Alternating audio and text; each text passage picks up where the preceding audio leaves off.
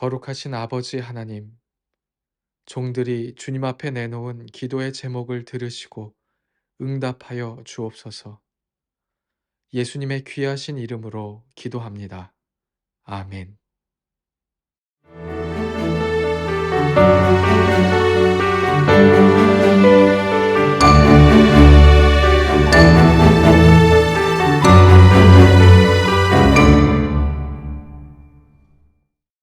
전국에 계신 횃불의 회원 목회자 여러분, 그리고 해외에 계신 선교사, 사역자 여러분 안녕하십니까? 투게더 함께하는 목회, 함께 사는 교회라는 주제로 만나는 네 번째 시간입니다. SNS, 유튜브, 넷플릭스 등 다양한 네트워크 플랫폼과 미디어 콘텐츠들이 쏟아지고 있습니다. 휴대폰을 켜면 수많은 예배와 설교를 만나기도 합니다. 하지만 홍수가 나도 마실 물이 없다는 말과 같이 넘쳐나는 예배 속에도 영적 기갈이 심각해지고 있습니다. 투게더, 복음으로 살아나는 예배, 설교의 강의를 통해 속 사람을 새롭게 하는 복음 설교의 원리를 배우고 섬기시는 교회와 목회의 예배의 부흥이 뜨겁게 일어나길 소망합니다. 오늘 우리를 위해 제주 횃불회를 섬기시는 이상원 목사님 나오셔서 기도해 주시겠습니다. 사랑과 은혜가 풍성하신 아버지 하나님 감사합니다. 우리들을 사랑하여 주셔서 날마다 은혜 가운데 살게 하시고 귀한 사명 주셔서 맡겨주신 사역 잘 감당케 하심을 감사를 드립니다. 특별히 우리들을 횃불회를 통하여 하나 되게 하시고 올해 함께하는 목회, 함께 사는 교회라는 주제로 은혜 나누게 하신 것을 감사합니다. 이번 학기에도 시간마다 은혜 주신 것을 감사합니다. 지난 40년 동안 말씀과 기도, 성령 운동으로 한국교회와 목회자들을 섬겨온 횃불의 이 귀한 사역들을 통하여 교회들이 회복되고 새로워지게 하시며 모든 교회들이 하나님의 뜻을 깨달아 시대적 사명을 잘 감당할 수 있게 하여 주옵소서. 또한 모든 목회자들에게 힘이 되고 위로가 되며 소망이 되는 시간 되게 하여 주옵소서.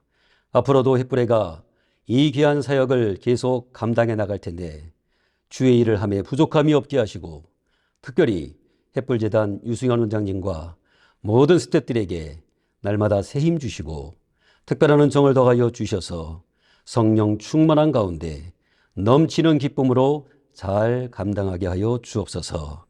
또한 전국의 16개의 지역 횃불회를 세워주심도 감사합니다. 섬기는 회장님과 총무님들 기억해 주시고 각 지역의 축복의 통로로서의 역할을 잘 감당하게 하여 주옵소서. 오늘 이 시간에는 복음으로 살아나는 예배와 설교라는 주제로 이재양 목사님과 이정규 목사님이 말씀을 전합니다.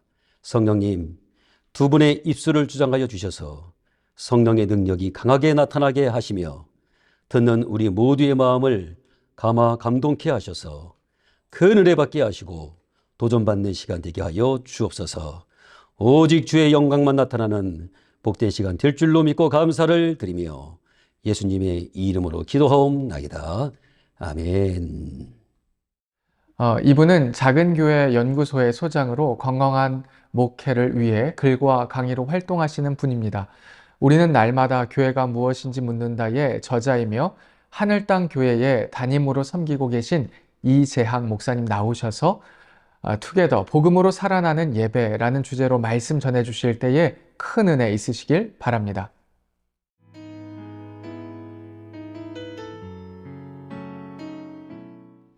전국에 계신 횃불의 회원, 목회자 여러분, 그리고 해외에 계신 선교사 여러분, 또 사역자 여러분 안녕하십니까? 저는 하늘 땅 교회와 작은 교회 연구소를 섬기고 있는 이재양 목사입니다. 오늘 제가 강의할 내용은요, 복음으로 살아나는 예배입니다. 먼저는 하늘 땅 교회와 작은 교회 연구소의 사역을 짧게 소개해드리고 우리 시대 예배 위기가 무엇인지 잠깐 나누고 복음으로 누리는 예배가 어떤 것인지 특별히 마지막에는 작은 교회 안에 새롭게 하는 예배의 변화들 어떻게 이뤄갈 수 있는지 4가지 주제를 가지고 나누려고 합니다. 하늘 땅 교회는 2010년에 가정에서 시작됐습니다. 이 말씀을 제가 굳이 드리는 이유는 개척할 때 많은 사람들이 돈, 사람, 건물을 중요시하는데 저는 어떤 공동체의 이야기를 써갈까라고 하는 그 마음이 제 안에 더 컸습니다. 그래서 돈이 있어야 개척하는 것 아니고 특별히 건물 모일 수 있는 곳이 있어야 하는 것도 아니고 또 함께할 사람을 먼저 찾은 것도 아닙니다. 하늘땅교회가 어떤 공동체의 이야기를 써갈지를 고민하며 가정에서 1년, 빈창고에서 1년, 현재 13주년이 되어 이제 상가 건물 1, 2층을 사용하며 세계 선교의 사명을 감당하고 있습니다. 경기도 오산이라고 하는 곳에서 저는 목회를 개척하게 되었는데 하늘땅 교회가 위치한 논과 밭, 그러니까 가장 젊고 가장 작은 도시 안에 대부분 아파트에서 살아가는 사람들이 대부분입니다. 가장 젊다고 하는 것은 31.9세라고 하는 평균 연령을 생각하면 그들은 열심히 사회에서 자기 자리를, 위치를 차지하기 위해 애쓰고 수고하였지만 부모를 통해서 종교성은 보았겠지만 그들이 직접 열심을 내었던 세대는 아니라는 말씀입니다. 경기도 오산은 가장 젊기 때문에 가정의 불화나 이혼이나 문제, 특별히 이것은 자살률까지 전국에서 높을 정도로 어려운 곳입니다. 일제시대 때부터 물을 먹이던 곳이기 때문에 사람들은 늘상 뜨내기 도시다. 평균 3년 정도 머물렀다. 생활이 가능하면 다시 서울로 상경하는 곳이 오산이다라고 그렇게 말합니다. 그런가 하면 가장 작기 때문에 이단들이 들어와서 이곳을 자기의 말들로 성시화하려고 하는 이단들의 총산이 바로 오산시입니다. 그래서 증산도, 예수왕권 등등 많은 구원파 이단들이 위치해 있습니다. 이런 곳에서 오산이라고 하는 연고 없는 저의 첫 목회는 참 어떻게 답을 찾아가야 될지 마음 가운데 두려움이 있었습니다. 그러던 중 헨리 나우엔의 글귀 하나가 제 마음에 스쳐갔는데 예수님의 몸 전체는 귀다라고 하는 귀한 명제를 보게 되었습니다. 오늘날 바쁘고 고속도로 위에 디드라이브를 놓고 고속질주하며 살아가는 세상 가운데 교회의 자리매김이 무엇일까 고민하던 30대 후반의 저로서는 그래, 오늘날 누군가 가슴 아파 그 마음을 누군가에게 전하고 싶어도 전할 수 없는 때에 하늘땅 교회를 통해 나는 건물에 매이지 않고 오히려 그들의 가슴에 귀를 기울여주는 예수님의 사역을 하겠다 하는 생각을 하게 되었습니다. 그러던 중에 가장 생명은 사실 제 아래에서 여전히 생명이 필요로 하고 자라나고 있는 사건이 있었습니다. 작은 아들이 저에게 아빠 봄이 온다라고 하는 말을 하자 저는 눈이 남아있는 이때에 어떻게 봄이 온다고 말을 하냐라고 다구쳤습니다. 그때 아이는 저기 눈망울이 싹을 틔고 있어요 라고 말하는 겁니다.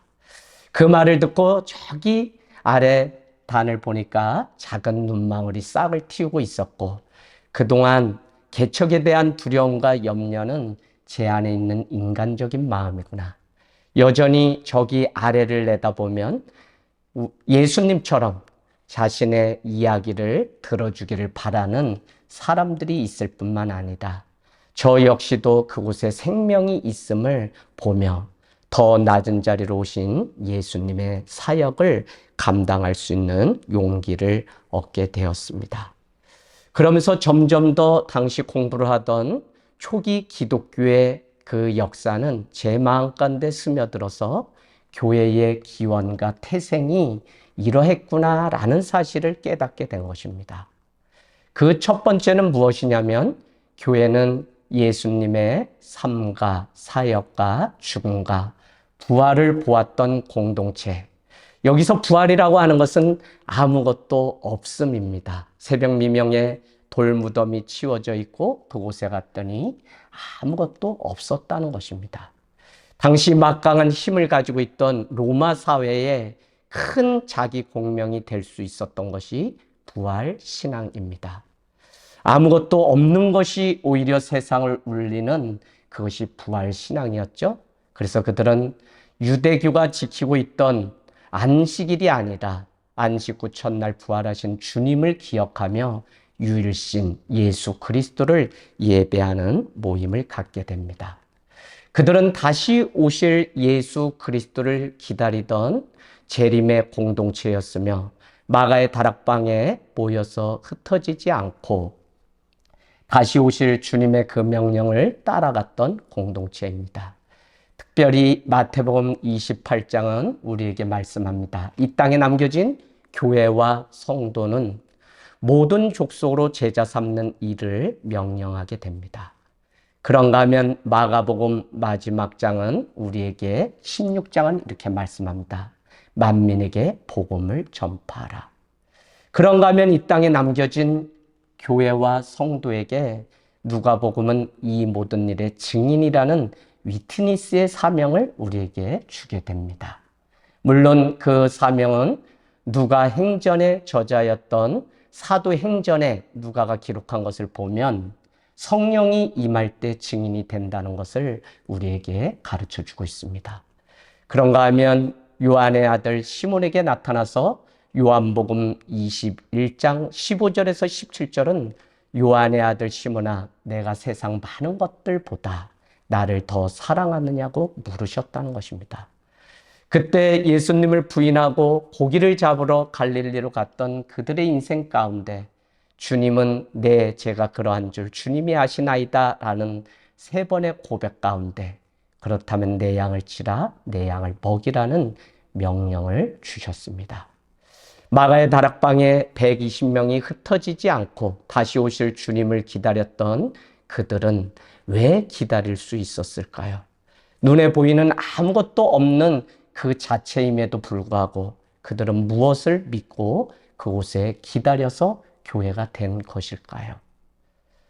우리가 잘 아는 것처럼 마태복음의 시몬 베드로의 고백처럼 바요나 시몬아 이를 알게 한 것은 하늘에 계신 하나님이 알겠구나 라고 하며 교회의 태생을 시몬 베드로의 고백 위에 하나님은 주실 것을 약속하셨는데 드디어 주님은 돌아가시고 그곳에 남은 마가의 다락방의 120명 사람들을 통해 교회라고 하는 것은 어느 장소나 위치의 문제가 아니라 신앙 고백 위에 세워지는 곳임을 우리에게 알려주었습니다. 그래서 제가 오늘 하늘땅교회의 기본으로 잡고 있는 목회 2가지는 첫 번째는 본질 목회입니다. 그것은 오늘날 많은 것으로 덧입혀진 교회가 아니라 예수 신앙, 예수 정신으로 살아가는 교회. 그들은 키리오스라고 하는 황제, 주 앞에 자기들이 믿는 신 외에 1년에 한 차례, 2차례 와서 황제 앞에 예배할 것을 강요당했을 때 제우스를 믿던 그들도 가서 절을 할 때도 많은 신들 중에 하나가 예수 그리스도가 아니라 우리에게는 구원을 베푸시고 우리에게 상을 주시는 분 예수 그리스도만이 유일한 신이라는 고백. 그래서 우리는 오늘 범신론과 다신론 속에서 예수 그리스도를 믿는 교회를 다니는 신자가 아니라 태생은 유일신 한 분밖에 없다고 하는 신앙 가운데 그들이 왜 그럴 수 있었냐면 바로 본질이신 예수 신앙, 예수 정신으로 그들의 삶의 궤적을 따라갔던 것입니다. 그런가 하면 하늘땅교회는 공동체 이야기가 있는 목회를 추구해 왔습니다. 오늘날 교회가 대형화되면서 한 건물 안에서 예배를 드릴 수 있지만 그들은 각기 다른 예배를 드리게 됩니다. 제가 그동안 큰 교회에서 사역을 하며 가지고 있던 딜레마가 무엇이냐면 청년이 되고 청소년이 되면 아버지, 어머니는 장로님, 권사님이지만 교회를 떠나 방황하는 아이들의 모습을 보았습니다. 무엇이 문제일까라고 하는 질문을 했을 때 그들은 한 건물 안에 교회를 다닐지 몰라도 한 말씀, 한 이야기가 그들 안에 없다는 사실을 알게 되었습니다. 공동체의 생명은 이야기입니다.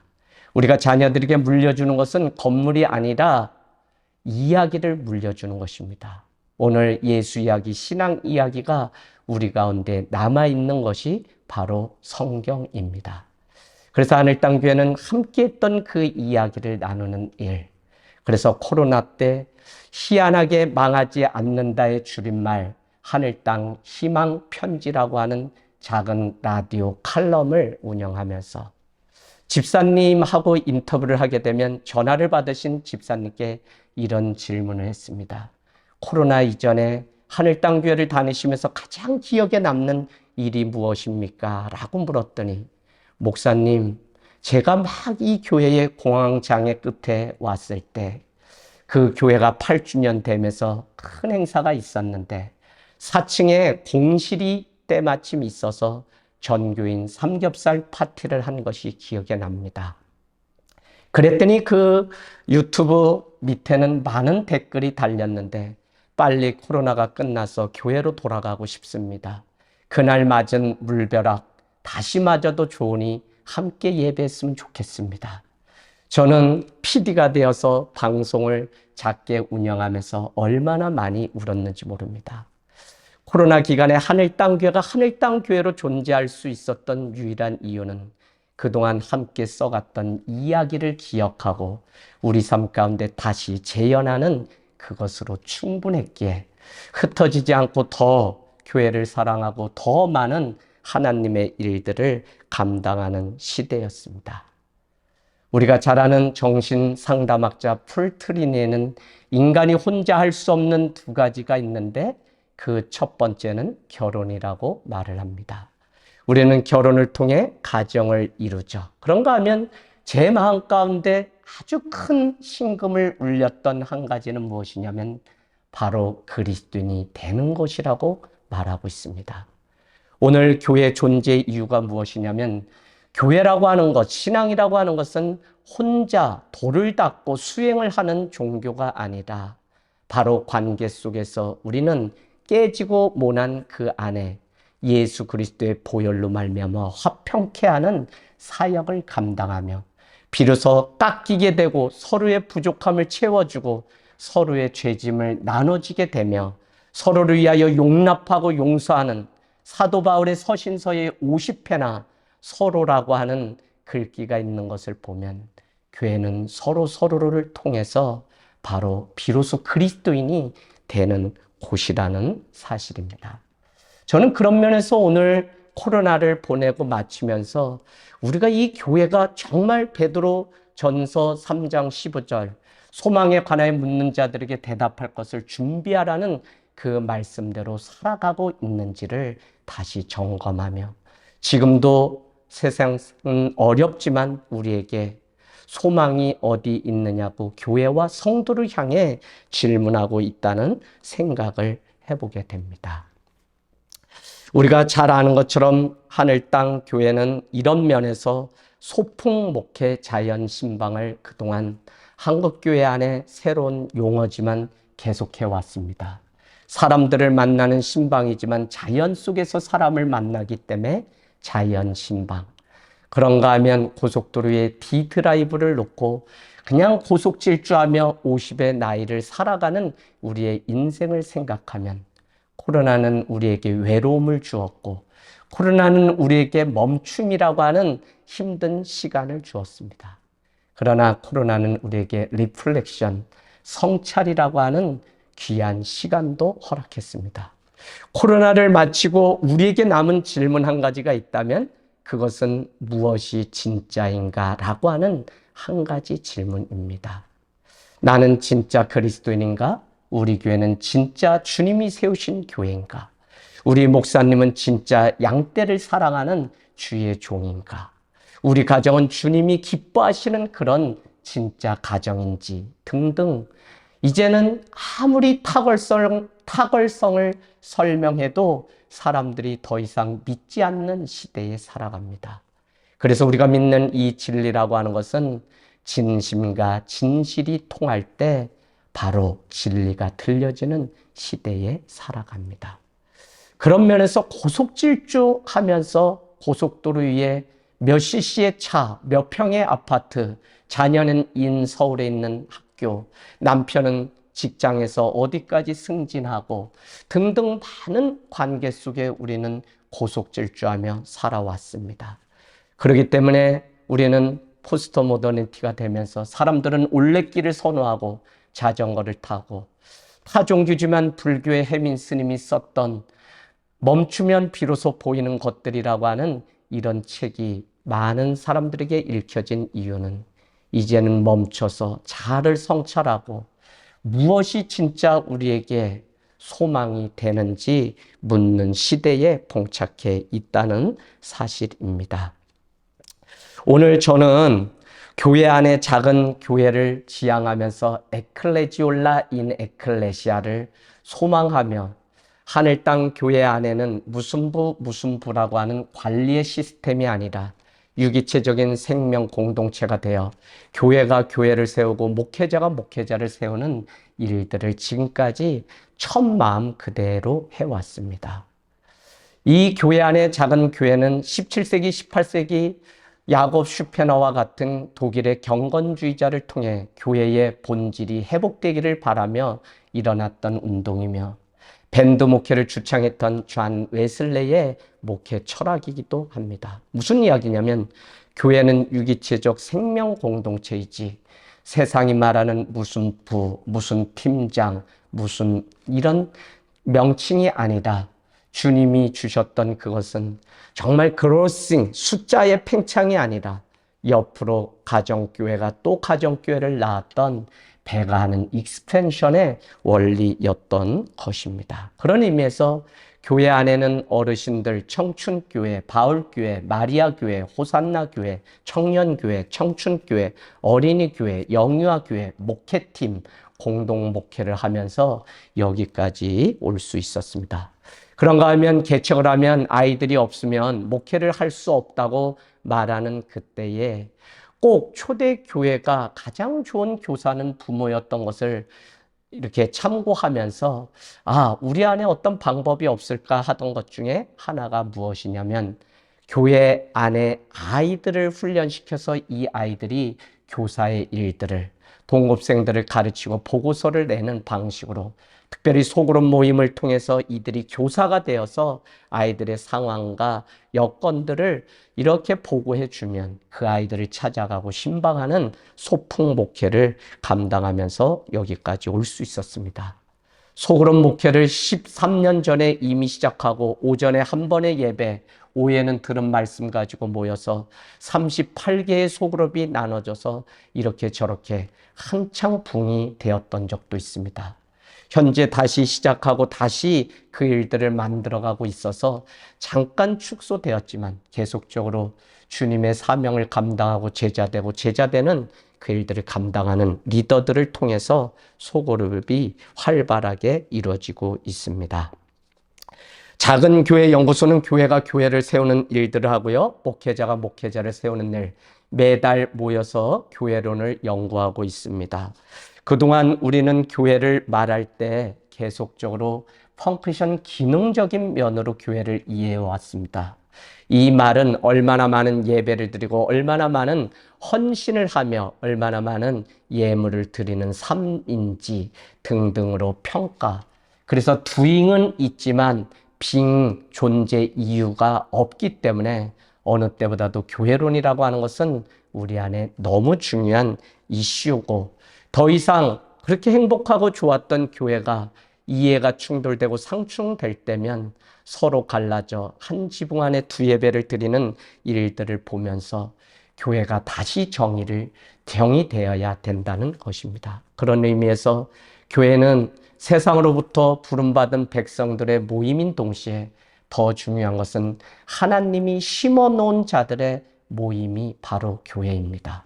하나님이 심어 놓았기 때문에 우리가 뽑을 수 없는 곳이 교회라는 사실을 생각하면 교회는 하나님의 영광, 그 안에 서로 연합되어감이 무엇인지를 다시 생각해 보게 만듭니다.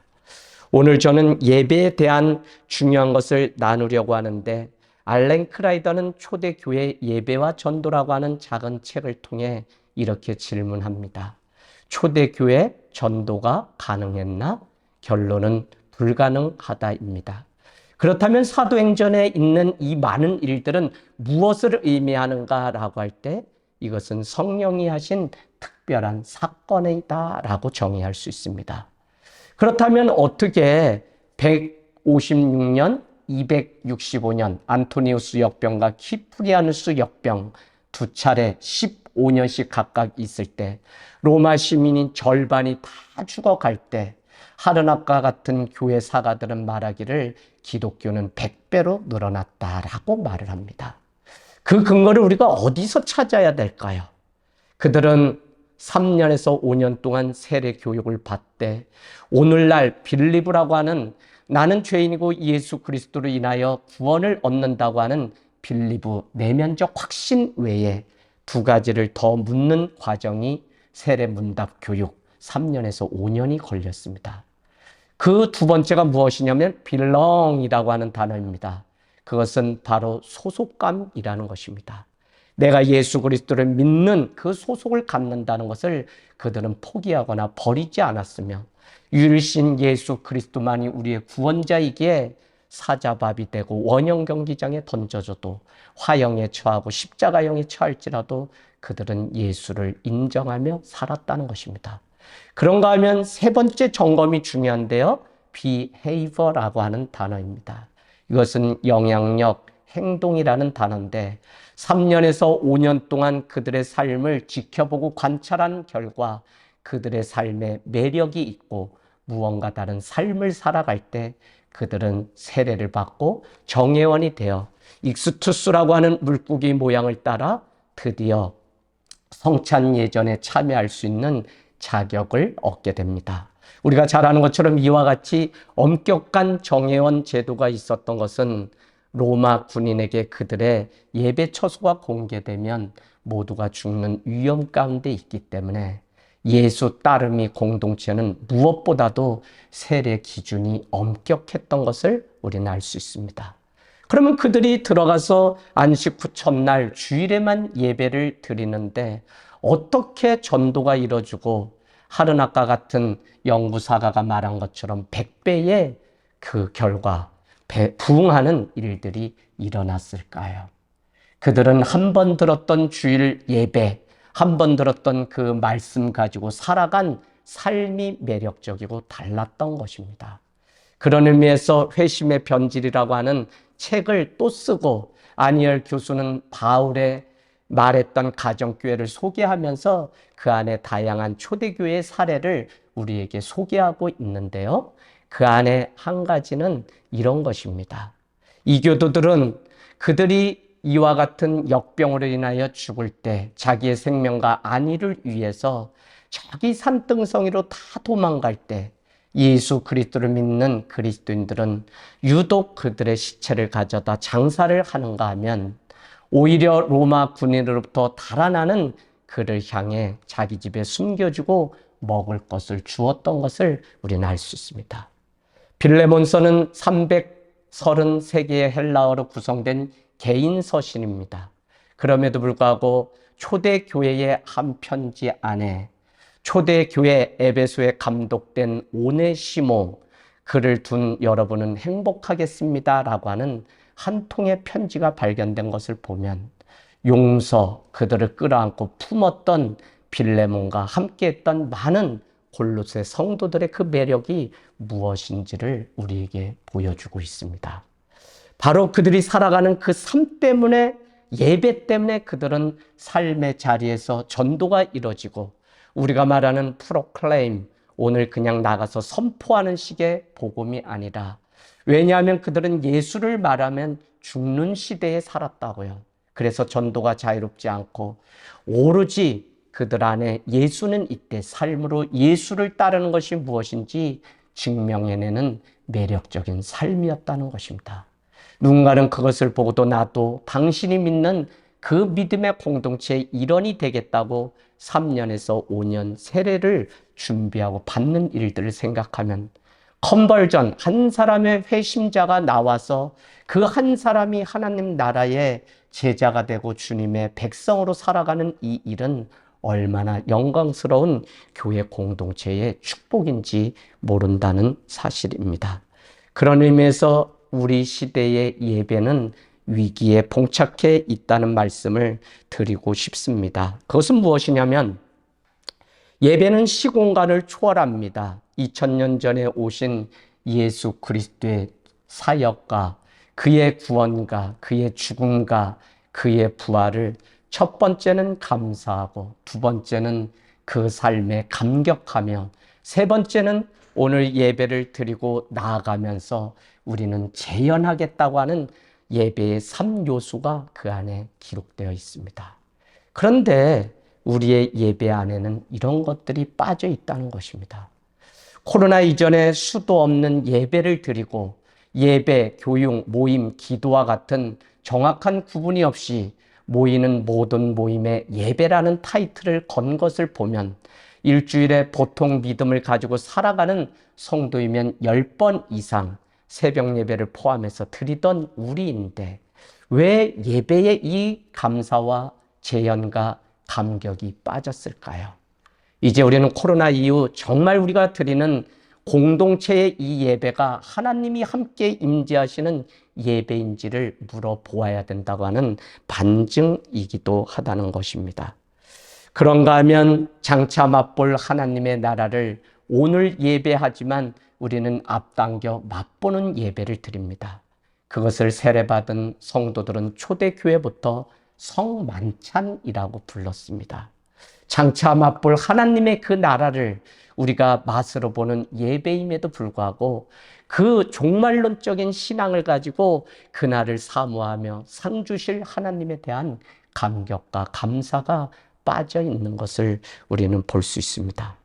그런가 하면 자기의 니드, 요구를 채우려고 하는 예배로 점철되어 있습니다. 이것은 워십이라고 하는 단어가 월스 플러스 쉽, 가치 있게 그분의 신분을 높여드리는 것이 예배의 가장 기본적인 개념인데 우리는 그 자리에 인간인 나, 자기 연민과 자기애와 자기의를 올려놓고 그렇게 예배. 이를 향해서 필립 얀시는 중요한 말을 우리에게 했는데요. 그 중요한 명제는 무엇이냐면 교회에 가장 낮은 자가 들어와 높아지는 곳이며 교회에 높은 자가 들어와 낮아져야만 들어올 수 있는 곳이라는 명제가 있습니다. 상석에 앉는 자가 세상의 높은 지위를 이렇게 한다면 교회는 세상과 똑같습니다. 야고보서 2장은 남루한 옷을 입은 자는 저기 끝에 앉고 가락지를 낀 사람은 이 앞자리에 오라고 차별하지 말라는 말을 합니다. 어디선가 제가 보았는데 이레이저 지저스라고 하는 지우개가 되신 예수님이라는 그림이 마음 가운데 늘 와 닿습니다. 그 내용은 이런 그림입니다. 사람은 계속해서 울타리와 경계를 치는데 예수님은 그 뒤를 따라다니시며 경계를 지우시는 지우개 대신 예수님이라는 표현입니다. 오늘날 이와 같이 차별이 교회 안에 있게 되는 이런 것은 높은 자가 낮아져야 들어오는 거룩한 교회의 그 의미를 잃어버렸기 때문에 그렇습니다. 우리는 세상에 자기의 뜻을 자기 부인 없이 자기에게만 관대해지려고 하는 마음을 끊어버리는 자기 부인이 없이 자기 십자가를 질 수 없는 것을 알매도 불구하고 여전히 교회는 정말 우리의 뜻을 이루고 자기의 요구를 채우는 곳이 되어버렸다는 것입니다. 그런가 하면 두 마음으로 드리는 예배, 성찬식을 고린도서에는 이렇게 말합니다. 너희의 마음을 살핀 후에 먹으라고 말을 합니다. 우리는 어떤 사람은 같은 예배, 같은 찬양, 같은 자리에 있어도 은혜가 되는가 하면 그렇지 않습니다. 그 원인은 정한 마음이 없기 때문에 그렇습니다. 그래서 신령과 진정으로 예배하라고 하시는 요한복음 4장의 말씀은 우리에게 주는 의미가 너무 크다고 할 수 있습니다. 그런가 하면 회개가 빠진 예배를 우리는 드리고 있습니다. 팀 켈러는 도시라고 하는 것은 안전과 보호의 욕구를 위해 사람들이 모인 곳이다 라고 정의하면서 안전과 보호를 위해서 인간은 그때부터 하나님 외에 또 다른 우상을 섬기게 되었다. 사실 우리가 살아가고 있는 이 현대, 자본부터 많은 만문주의, 학벌, 명예 등등의 우상 가운데 어떻게 보면 자기 연민이라고 하는 것도, 또 팀 켈러는 사랑도 우상이라고 말을 하는 것을 보면, 우상의 범주는 하나님보다 더 사랑하는 것은, 다 경외하는 것은 우상임을 우리가 알 수 있습니다. 그런 면에서 현대 교회는 도시 한복판에서 점점 도시 안으로 들어가고 있을 때, 그 교회는 더 많은 우상의 싸움 가운데 놓여 있는데, 영적으로 우리가 이것을 보지 못하면 우리는 우상을 예배하는 일들이 생긴다는 것입니다. 제가 오늘 더 중요하게 여기는 것은 세대 간 분리된 예배입니다. 한 말씀, 한 공동체 안에 드리는 예배가 되지 못하고, 오늘날 예배는 점점 더 프래그머티즘, 실용주의가 들어와서 세대 간을 다 나눠놓고 연령별을 나누고, 또한 교회 안에서도 점점 더 세분화되고, 심지어는 직업에 따라서도 나누는 모임들이 생기는 것을 보면 어떻게 한 몸을 이루는 공동체를 이뤄갈 수 있을까요? 이런 의미에서 교회가 유기체라고 하는 사실을 우리는 놓치지 않기를 원합니다. 그런가 하면 획일화된 예배입니다. 하나님을 만나는 방식, 영성은 다양함에도 불구하고 그냥 옥소도스 전통 예배, 그런가 하면 시커스 워십, 구도자 예배, 그런가 하면 스크린을 올리고 십자가를 다시 묵상할 수 있도록 보여달라고 하는 이머징 처치, 그런가 하면 오늘날 우리에게 미셔널 처치까지 교회로는 예배와 연관해서 계속적으로 현대화되고 상황화되었던 것을 우리는 공부해 보면 알 수 있습니다. 그러면서도 그 안에서 다양한 예배 형태가 나타나지 않고 누구나 똑같은 방식으로 하나님을 예배해야 되는, 그래서 제가 대학원 다닐 때 가장 놀랐던 것은 자기의 은사에 따라 예배를 준비해 보십시오라고 하는데, 학부에서 문학을 전공했던 저는 시로 하나님을, 그림을 전공한 전도사님은 미술로, 음악으로, 다양한 방식으로 예배를, 보수 신학을 공부했던 저에게는 얼마나 큰 충격인지 모릅니다. 다양화된 예배, 하나님을 만나는 방식이 결여된 것을 우리는 알 수 있죠. 그런 면에서 예배도 우리끼리만의 개토화가 될 수밖에 없었다는 것입니다.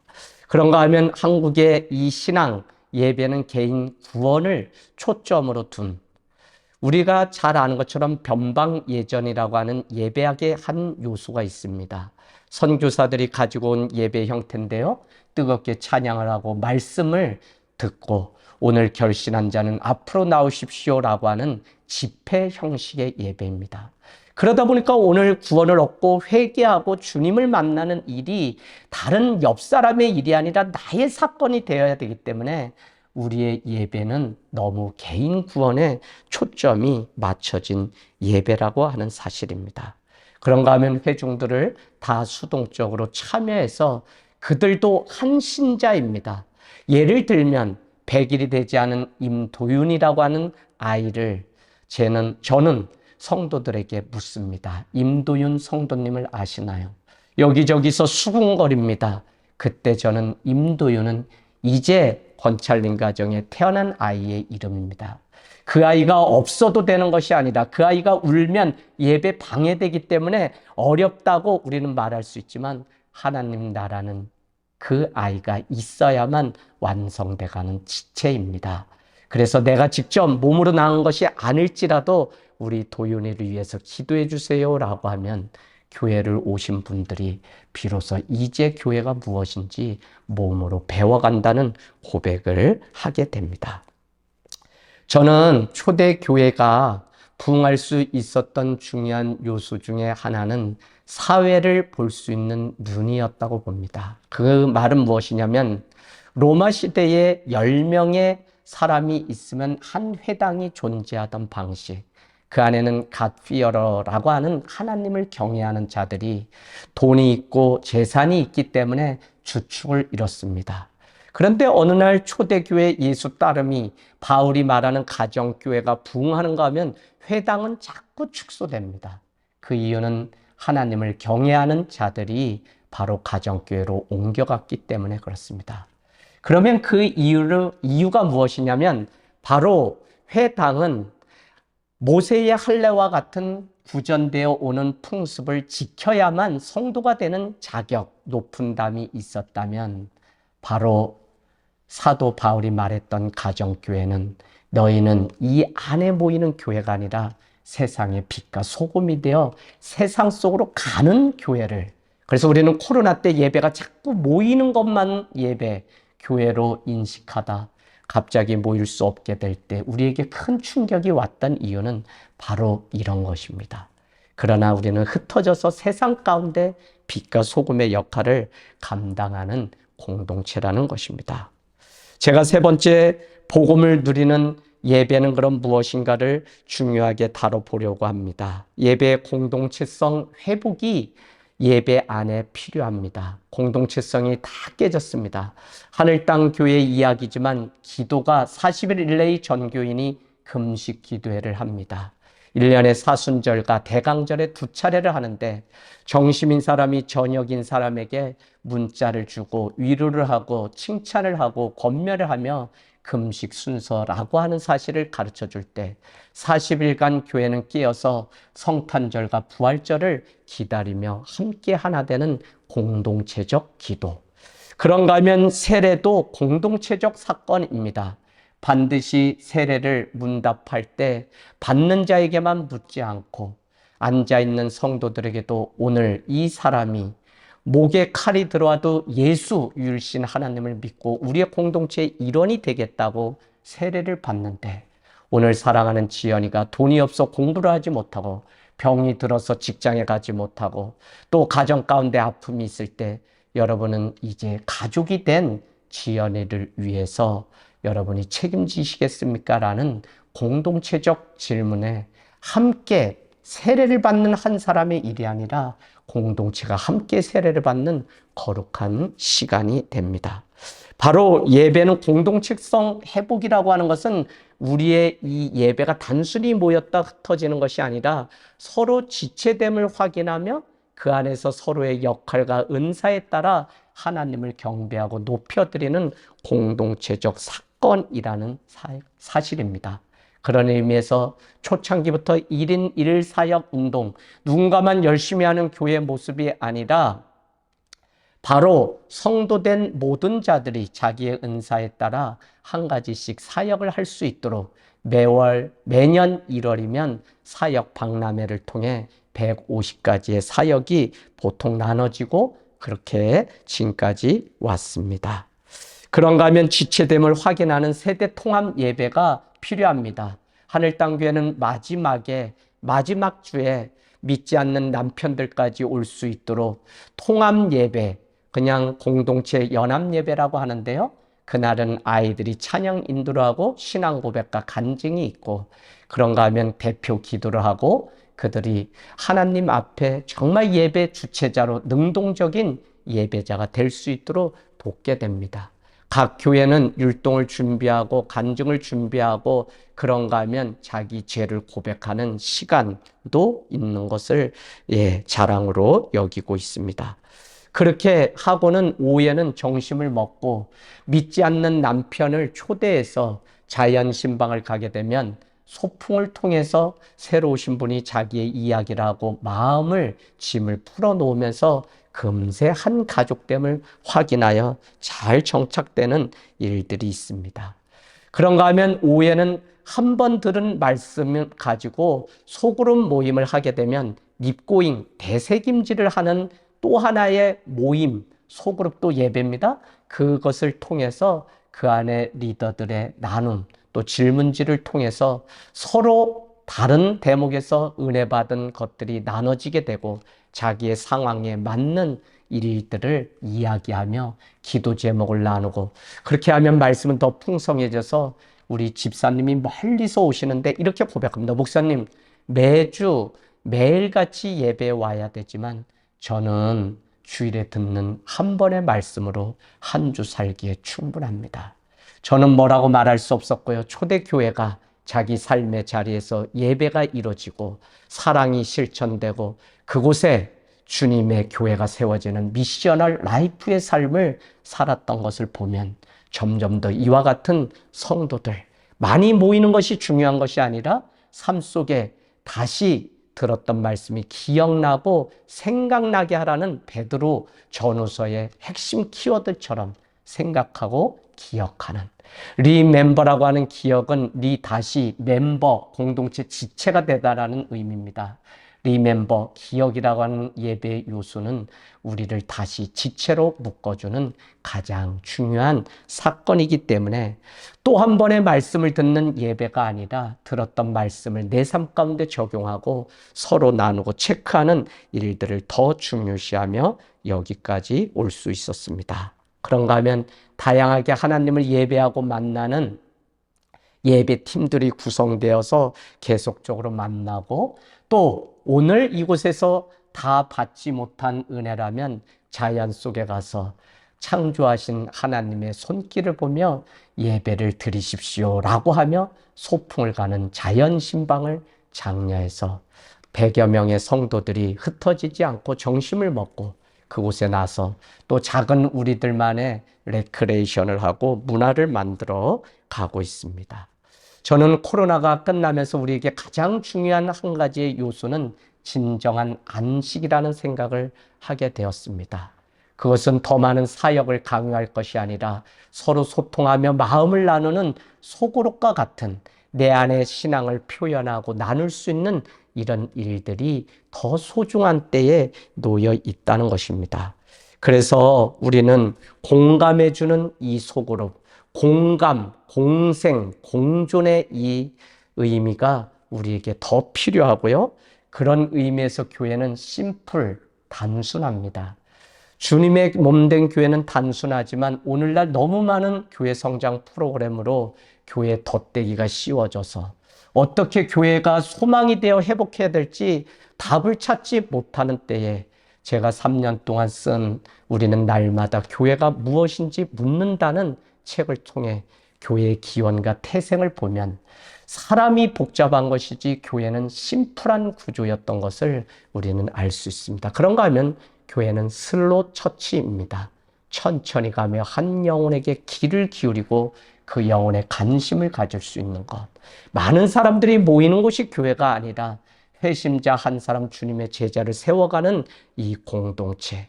숫자에 우리가 속지 말고 회심자 한 사람을 세워가는 것을 긍지로. 그래서 저는 늘 작은 교회에게 외칩니다. 작음을 부끄러워하지 말고 적음을 자랑할 수 있는 공동체가 마지막 주님의 이름을 높여드릴 거라고 말입니다. 그런가 하면 스몰 처치, 그러면 심플, 스몰, 작지만 또 슬로 천천히 가지만 밭스트롱 처치를 지향합니다. 작지만 단순하지만 또 우리에게 천천히 가지만 그러나 강한 교회, 그 교회는 바로 삶의 영향력으로 남는 교회입니다. 우리는 바로 그 교회를 작은 교회가 지향하며 걸어갔으면 하는 마음입니다.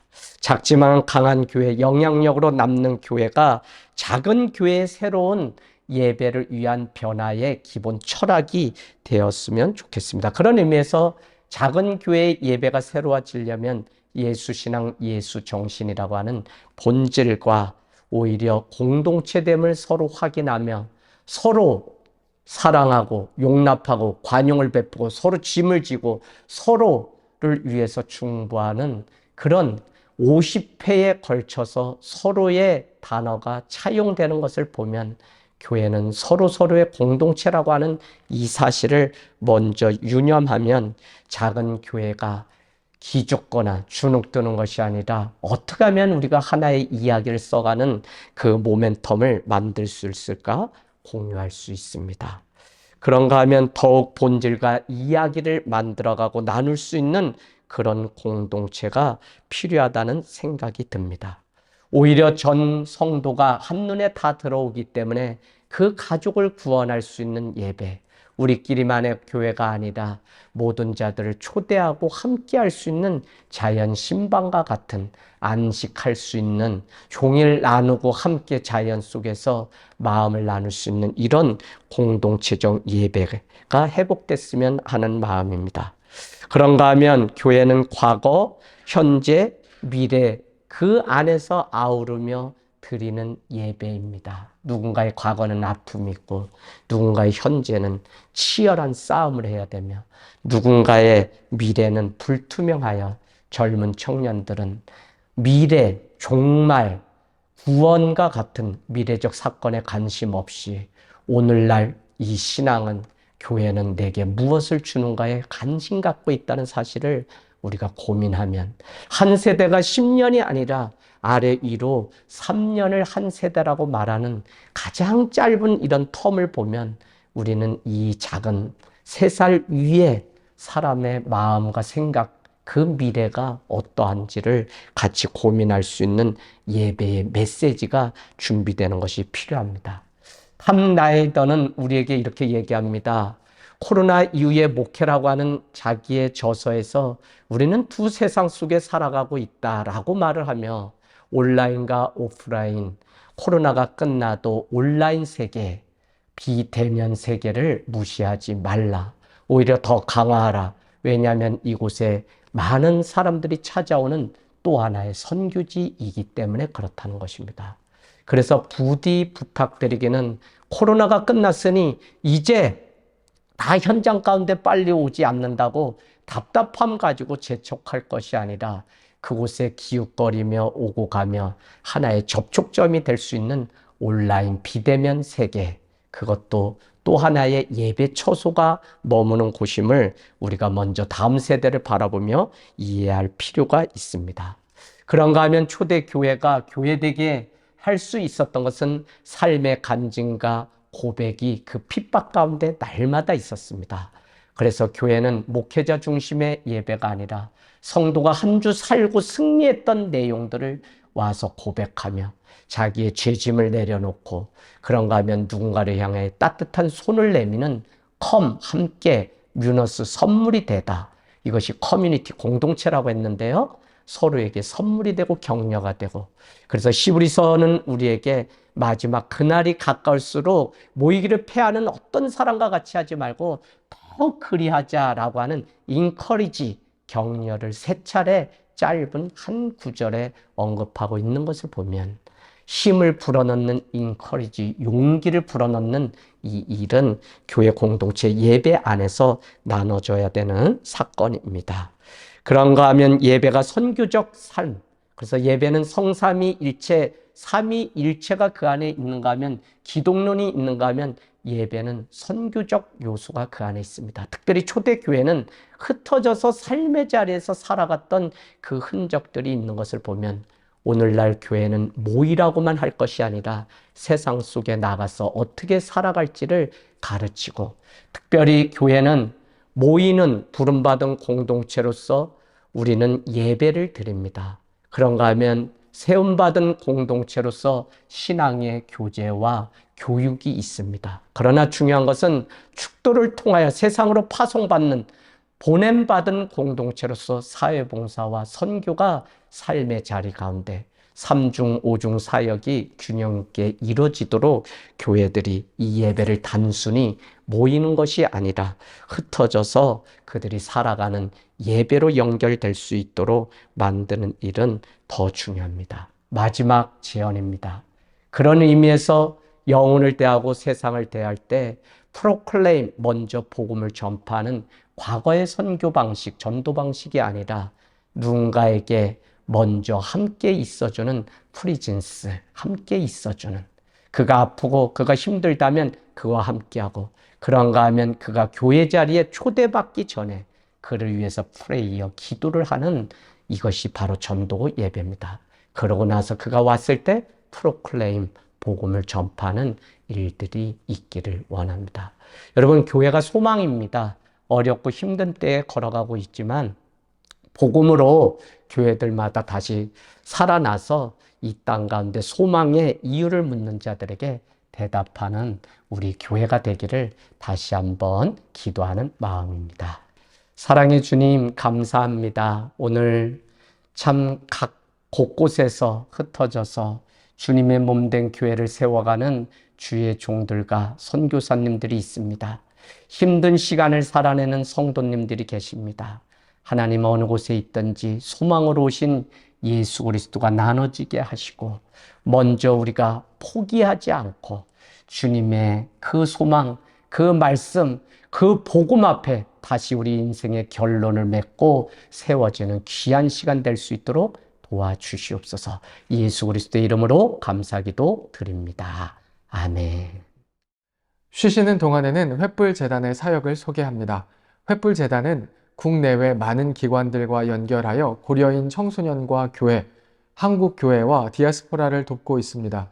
특별히 횃불 트리니티 신학대학원 대학교와 CTS, 본주의 본월드 미션과 협력하여 교회 안 학원 등 다양한 선교 사역을 펼치고 있습니다. 횃불의 회원 목사님들도 영상을 통해 소외된 우리 동포인 고려인과 한인 디아스포라를 위해 기도해 주시고 디아스포라 사역에도 함께 참여해 주시길 부탁드립니다.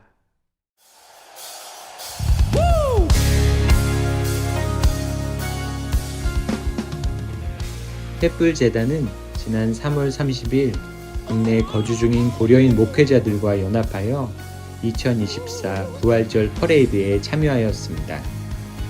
한국교회와 함께 부활의 기쁨을 노래하는 뜻깊은 행사 속에서 우리가 한 핏줄을 지닌 한 가족이며 하나님 나라의 동역자임을 알리는 소중한 시간이 되었습니다. 우리의 가족, 한민족 디아스포라를 향한 횃불의 계속된 기도와 관심을 부탁드립니다.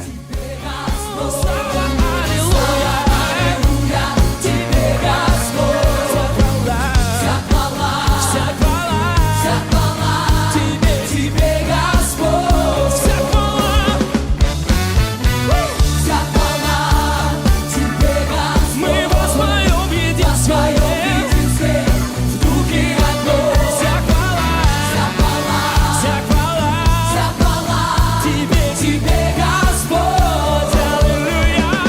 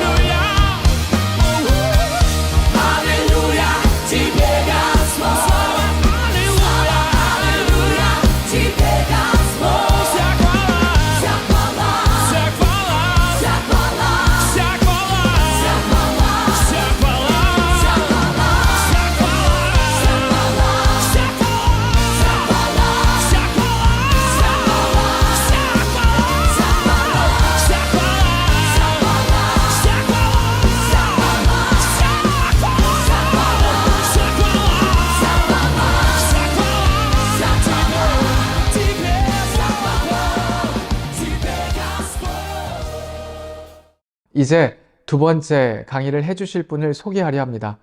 이분은 탁월한 글과 설교로 주목받는 다음 세대 목회자이십니다.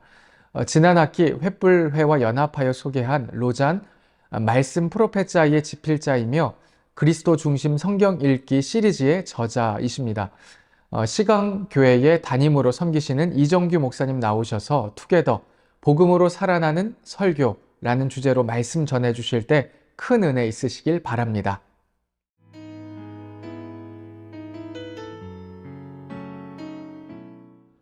안녕하세요. 전국에 계신 횃불의 회원 목회자 여러분, 그리고 해외에 계신 선교사님들, 사역자 여러분 안녕하십니까? 저는 시광교회를 섬기고 있는 이정규 목사입니다. 오늘 제가 여러분들하고 나눌 주제는요, 복음적인 설교입니다.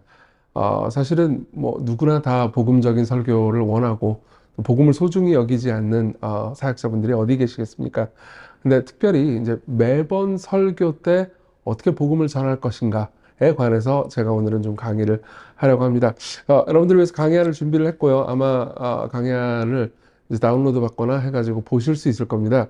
저는 지금 강의 때 그 강의안에 있는 내용을 다 읽어가면서 설명을 하지는 않겠습니다. 중요한 내용 중심으로 좀 설명을 하고요.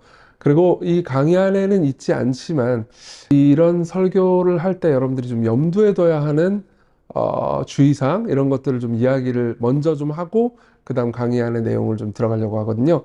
그러니까 여러분들 한번 잘 생각해 보시고 또 이 강의 들으시는 분들의 목회와 상황에 따라서 적절히 적용해서 설교하실 수 있으면 좋을 것 같습니다. 사실 복음적 설교에 대해서 제가 이렇게 잘 알거나 잘 하는 사람이라고 볼 수는 없습니다. 근데 저는 이제 제 배경을 좀 설명해 드리자면요.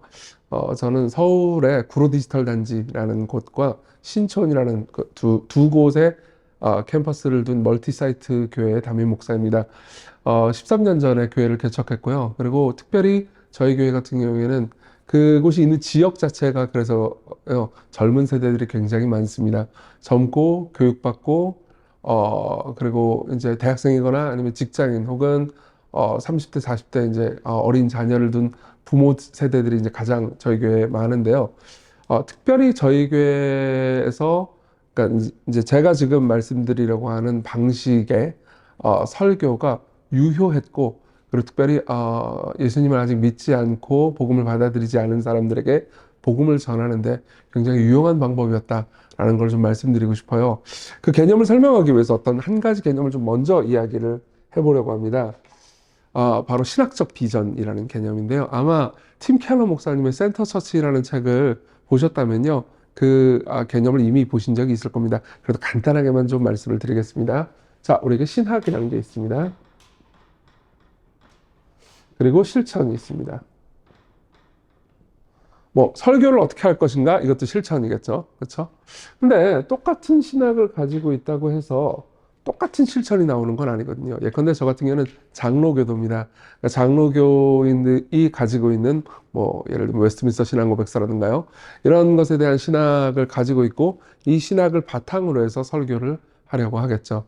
근데 설교를 하든 아니면 교회 예배를 집전을 하든 똑같이 장로교인데도 불구하고 어떤 교회 같은 경우에는 성경 본문을 한 절 한 절 풀어서 그걸 전달하면서 이제 중간중간 계속 적용이 나오는 방식의 러닝 커멘터리 방식의 설교라고 볼 수 있죠. 그런 설교를 좋아하시고 또 그런 설교를 하시는 분도 계십니다.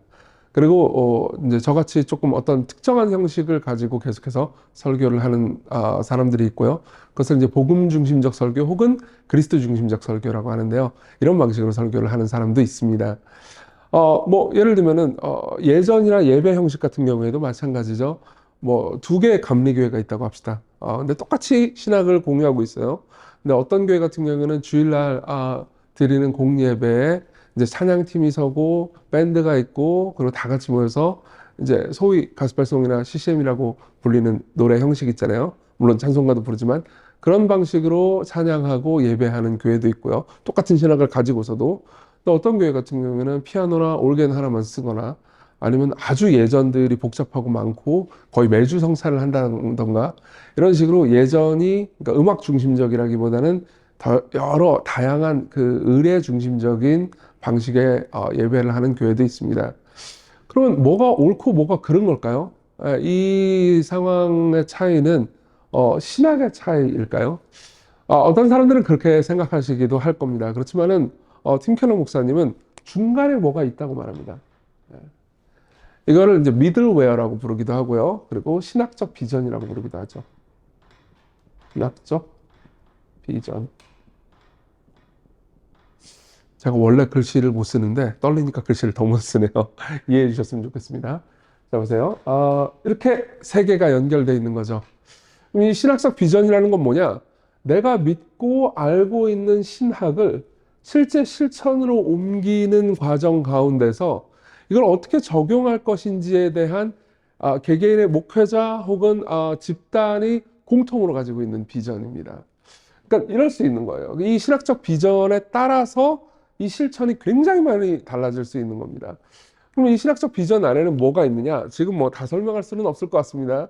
근데 제일 중요한 건 뭐냐면 이 신학적 비전은 문화에 영향을 받는다는 겁니다. 물론 이건 뭐 목회자 개인의 성향에도 영향을 받기도 하고요.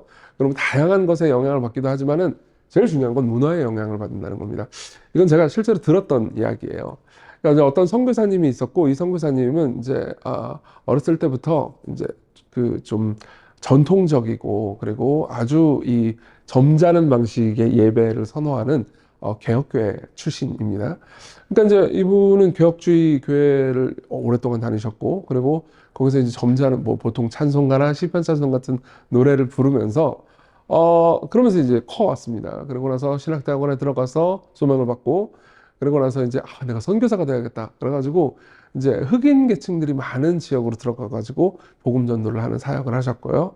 그리고 이제 주께서 복을 주셔가지고 굉장한 열매를 맺었습니다. 그러니까 이제 많은 사람들이 모였을 거 아닙니까? 근데 이제 초반 선교 사역의 초반부터 이분이 느꼈던 건데요. 이제 이 사람들 데리고 나서 예배를 드려야 될 거 아니에요? 그럼 이제 자기가 배운 대로 할 거 아닙니까? 일단은 강해 설교를 하려고 할 거예요. 성경 본문을 뭐 읽고 설명하는 방식. 근데 이제 당시에 언어가 완벽하게 돼 있지가 않아가지고 쉽지는 않았대요. 근데 어떻게든 해내셨습니다. 그리고 찬송을 어떻게 했을까요? 뭐 시편 찬송이나 찬송가 같은 아주 이 곡조가 좀 약간 이 경건해 보이고 그리고 점잖아 보이는 그런 노래를 많이 썼죠. 좀 약간 북유럽 스타일의 클래식한 음악을 주로 쓰려고 했는데 문제는 뭐냐면은 이 자신이 목회하고 있는 모든 대상들은 정박이 뭔지 모른다는 거예요. 그러니까 실제 정박이 뭔지 모르겠습니까? 이분들이 자 정박으로 노래를 부릅시다 해가지고 찬양 인도를 해도 자연스럽게 엇박으로 부르더래요. 그리고 몸이 그냥 이렇게 막 움직인다는 거예요. 그러니까 이게 처음에는 이 사람들 왜 이렇게 불경건한가 이런 식으로 이제 잘못 생각을 했다는 겁니다. 근데 이제 이분이 오해했던 게 문화를 오해를 했던 거죠. 그러니까 자기가 원래 가지고 있는 문화가 그분들이 가지고 있는 문화보다 우월하다라고 오해를 했다는 겁니다. 근데 그렇지 않잖아요. 우리 구주께서는 모든 민족과 열방과 방언 가운데서 높임과 찬양을 받기 합당하신 분 아니겠습니까? 그분이 문화의 주인이시죠. 그러다 보니까는 자기도 모르게, 그러니까 예를 들면 시편 찬송을 해야 돼 라고 말하는 사람도 문화의 영향을 이미 받은 겁니다. 그러니까 전적으로 성경적이거나 전적으로 신학적일 수가 없어요. 그럼 마찬가지로 이제 엇박으로 하시는 분도 저는 이제 그런 스타일이 아니라서 잘 못하겠는데 문화의 영향을 받은 거죠. 그렇죠? 자, 그런 측면에서는 저는 예배 예전을 예로 들긴 했는데 당연히 설교도 이 신학적 비전에 영향을 받습니다. 예를 들어보자면요. 저는 이제 장로교도니까 장칼뱅을 좋아하고 장칼뱅의 신학의 영향을 많이 받았습니다. 뭐 예를 들면 기독교 강요나 이런 책들을 통해서 신학을 정립하는 데 꽤 도움을 받았습니다. 근데 칼뱅 같은 경우는 설교를 할 때 그냥 쭉 본문을 읽고 해설하고 본문을 읽고 해설하고 적용하고 이런 방식으로 설교를 했어요. 어느 정도까지 지독했냐면요. 이제 칼뱅이 원래 제네바에서 목회를 하다가 쫓겨난 적이 있었거든요. 그래서 스트라스부르라는 다른 도시에 가가지고 한 2년 정도 머뭅니다. 근데 이제 다시 청빙을 받아가지고 또 제네바로 와요. 근데 와서 어떻게 했느냐? 그 전에 2년 전에 마지막으로 설교했던 본문 다음 절부터 설교를 시작했어요. 그 정도로 철저한 사람이죠. 그리고 칼뱅은 너무나 일이 많고 바빴기 때문에 그러니까 설교 준비를 구성적으로 따로 할 시간을 가지지 못했을 게 분명합니다. 설교를 거의 매일 뭐 최소 1개 이상 했고요. 그리고 설교 준비할 시간 같은 건 없이 너무나 바빴거든요. 당시에는 이제 근대 설교학 같은 설교학이 잘 정립되기 전이었죠. 그러다 보니까는 그냥 설교 준비 없어도 이분은 워낙 성경을 잘 알고 또 탁월한 지성을 또 하나님께서 주셨으니까 본문을 읽고 묵상한 걸 나누고 적용하고 선포하고 읽고 나누고 했던 거죠. 그게 이제 설교 방식이었고, 그게 이제 근거가 돼가지고 주석도 나왔고요. 그리고 또 이제 당시의 성도들한테 굉장히 영향을 미쳤던 거죠. 자, 그러면 이렇게 하면 되는 거냐? 칼뱅했으니까 이렇게 하면 되는 거냐? 아, 그럴 리는 없죠. 왜냐하면 당시의 제네바의 상황에서는 일단은 성경을 읽고 해설해 준다라는 사실 자체가 충격이었어요. 왜냐하면 그 이전에 종교개혁 이전에는 특히 로마 카톨릭화에서는 성경을 아무나 읽거나 아무나 해석하거나 아무나 이해하도록 허용하지 않았거든요. 그러니까 성경을 읽는다는 것만으로도 그때 당시의 문화의 한편으로는 도전이었지만 또 이걸 쭉 읽고 이해하는 것으로 자신의 삶에 적용하는 걸로 그때 당시 사람들에게는 충분히 복음을 전할 수 있었습니다. 네. 일단 매일 성경을 읽고 설명해 주죠. 그리고 성경을 쭉 읽다 보면은 복음을 안 말하는 부분을 또 찾기가 어렵지 않습니까? 그러니까 특정 형식이 필요하지 않다는 거죠. 근데 지금은 다르죠. 지금은 어떻게 다릅니까? 그때 당시에는 뭐 예를 들면 난 무신론자예요 이런 사람은 없습니다. 예. 그러니까 다 그래도 뭐 신은 존재하고 신의 뜻대로 살아야 된다 이 정도의 합의는 있었단 말이에요. 근데 이전이니까요. 예. 근데 그때 당시하고 지금은 굉장히 많이 다르죠. 지금은 저는 무신론자입니다. 저는 회의론자입니다. 저는 이 기독교의 이 모든 내용이 그냥 신화에 불과하다고 생각해요. 하는 사람들도 얼마든지 있지 않습니까? 그리고 우리가 복음을 전할 때는 그런 사람들도 대상으로 해야죠. 게다가 이미 이제 세례를 받고 교회에 앉아 있는 사람들조차도 신앙적으로 정말 신앙이 있는지 없는지 의심이 들 만큼 삶이 변화되지 않은 사람도 있습니다. 예컨대 그러니까 이런 문제가 있는 거죠. 그 명목상의 그리스도인들이 있는 거죠. 문화적으로는 교회를 왔다 갔다 하고 뭐 이런저런 봉사도 하고 적응을 한 것처럼 보이지만 예수 그리스도와의 개인적 관계를 전혀 경험하지 못한 사람들도 있습니다. 게다가 이미 그리스도와의 충분한 교제를 누리는 사람들도 역시 그러니까 하나님께서 우리를 위해서 하신 일을 지속적으로 듣고 은혜를 받아야 하나님 뜻대로 살 수 있는 성화의 능력이 생기는 거거든요. 그러니까 사실 모두에게 복음이 필요한데 그 복음이 필요한 그 모든 내용이요. 매일 교회 오라고 할 수 없잖아요. 그렇죠? 지금은 그런 시대가 아니죠. 게다가 현대인들이 얼마나 바쁩니까? 특히나 이제 제가 섬기는 젊은 세대들 같은 경우에는 특별히 바쁘고 그리고 아주 논리적이고 변증적이고 그리고 자신의 마음에 와닿는 방식으로 설교를 듣기를 원하거든요. 그렇기 때문에 설교의 방식이 그러니까 똑같을 수는 없는 거죠. 예. 특정 방식이 강조될 수밖에 없습니다. 그리고 이 문제에 있어서는 이제 많은 설교학자분들이 좋은 양식 같은 것들을 많이 만들어서 이제 우리에게 가르쳐 주시죠. 그리고 그 가운데 저는요, 특정한 한 양식을 여러분들에게 주장하려고 합니다. 이 양식만 올바른 설교 방식이다라는 의미가 절대 아니고요. 이 방식으로 복음 전도를 했더니 신자와 비신자 모두에게 앉은 자리에서 복음을 전할 수 있었다. 그러니까 신자도 복음을 듣고 자신의 삶에 적용할 수 있었고요. 그리고 비신자도 처음 오는 사람이라 하더라도 여기서 복음을 듣고 예수 그리스도가 어떤 분이신지 알 수 있었고 예수님이 이런 좋은 분이라면 좀 더 알아봐야겠는데 라고 생각할 수 있게 됐다는 거죠. 게다가 이 두 개에는 시너지를 냈습니다. 어떤 시너지를 냈냐면요. 이런 거예요. 이제 저희 교회 청중 중에 자기가 전도를 하고 싶은 사람들이 있지 않겠습니까? 예. 근데 자기는 이제 어쨌든 복음에 대해서 오랫동안 들었기 때문에 모르는 건 아니에요. 잘 압니다. 근데 성경 본문의 내용을 강해적으로 설교를 듣고 나서 그걸 들은 다음에 그 본문의 내용이 예수 그리스도의 죽음과 부활과 어떤 연관이 있는지 그리고 우리에게 얼마나 큰 위안이 되는지를 복음과 연결해가지고 설교를 계속해서 듣고 중간중간에 의문이 나는 거를 변증을 통해서 해소하게 되니까는 어떤 일이 일어나냐면은 내 친구 데리고 오고 싶어. 이런 생각이 드는 거죠. 여기서 잠깐 여담으로 말씀드리자면은 복음 전도를 가장 효과적으로 방해하는 사람은 설교하는 목사입니다. 이게 너무 가혹한 말인가요? 이건 사실 제 개인적인 이야기와 맞닿아 있기 때문에 이렇게 말할 수 있을 것 같습니다. 예전에 저는 항상 그러니까 이렇게 설교하곤 했습니다. 앉아있는 청중들에게 복음을 좀 전하세요. 왜 전도를 안 합니까? 이런 식으로 설교하곤 했어요. 그럼 사람들이 이제 죄책감을 느끼긴 했지만은 그렇게 잘하지는 않더라고요. 그리고 자기 친구를 억지로 데리고 오긴 했지만 생각해보세요. 내 친구를 데리고 왔는데 여기 앉아 있으면 이 친구가 뭘 듣기를 원할까요? 복음을 듣기를 원하겠죠? 그렇죠? 근데 복음을 전해라라는 설교를 또 듣고 있으면 어떨까요, 기분이? 예, 이상하잖아요. 그렇죠? 그래서 사람들은 이렇게 하기도 하죠. 보통 주일날 설교는 그러니까 신자들을 위해서 신자들한테만 하는 설교라고 생각을 하고, 그리고 이제 나중에 뭐 전도 집회 같은 걸 특별히 따로 만들어 가지고 비신자들을 대상으로 설교를 한다, 이런 아이디어들을 많이 냈어요. 그렇지만 제가 지금 여러분들에게 말하고 싶은, 주장하고 싶은 설교의 방식은 매번 설교마다 신자들을 양육하는 동시에 비신자들이 복음을 듣고 그리스도를 만날 수 있도록 돕는 방식의 설교입니다. 예. 그리고 저는 이로 인해서 정말 많은 열매를 맺었다고 하나님께 감사할 수 있습니다.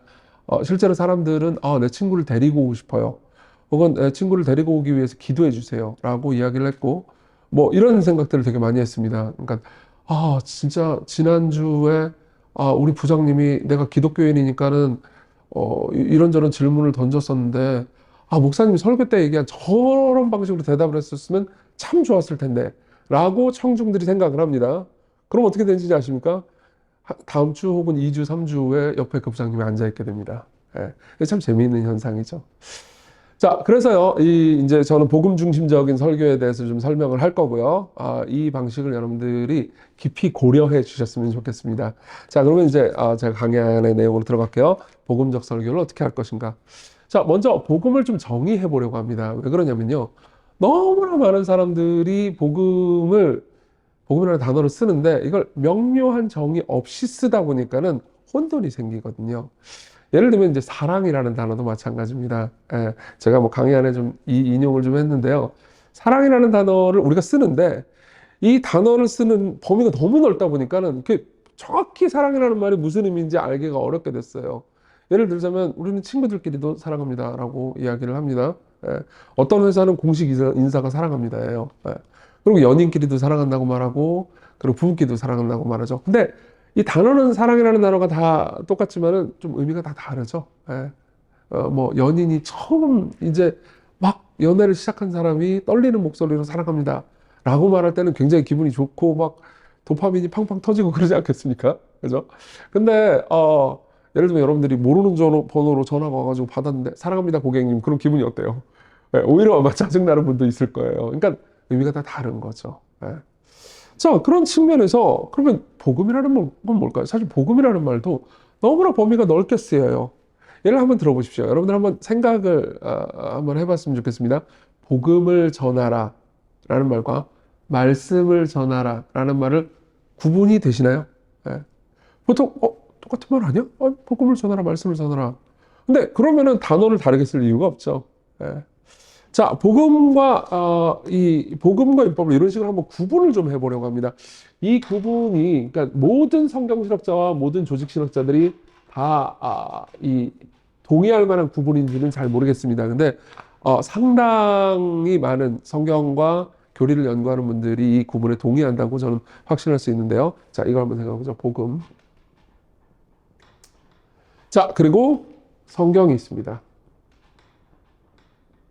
그럼 성경은 복음인가? 그렇지는 않다는 거예요.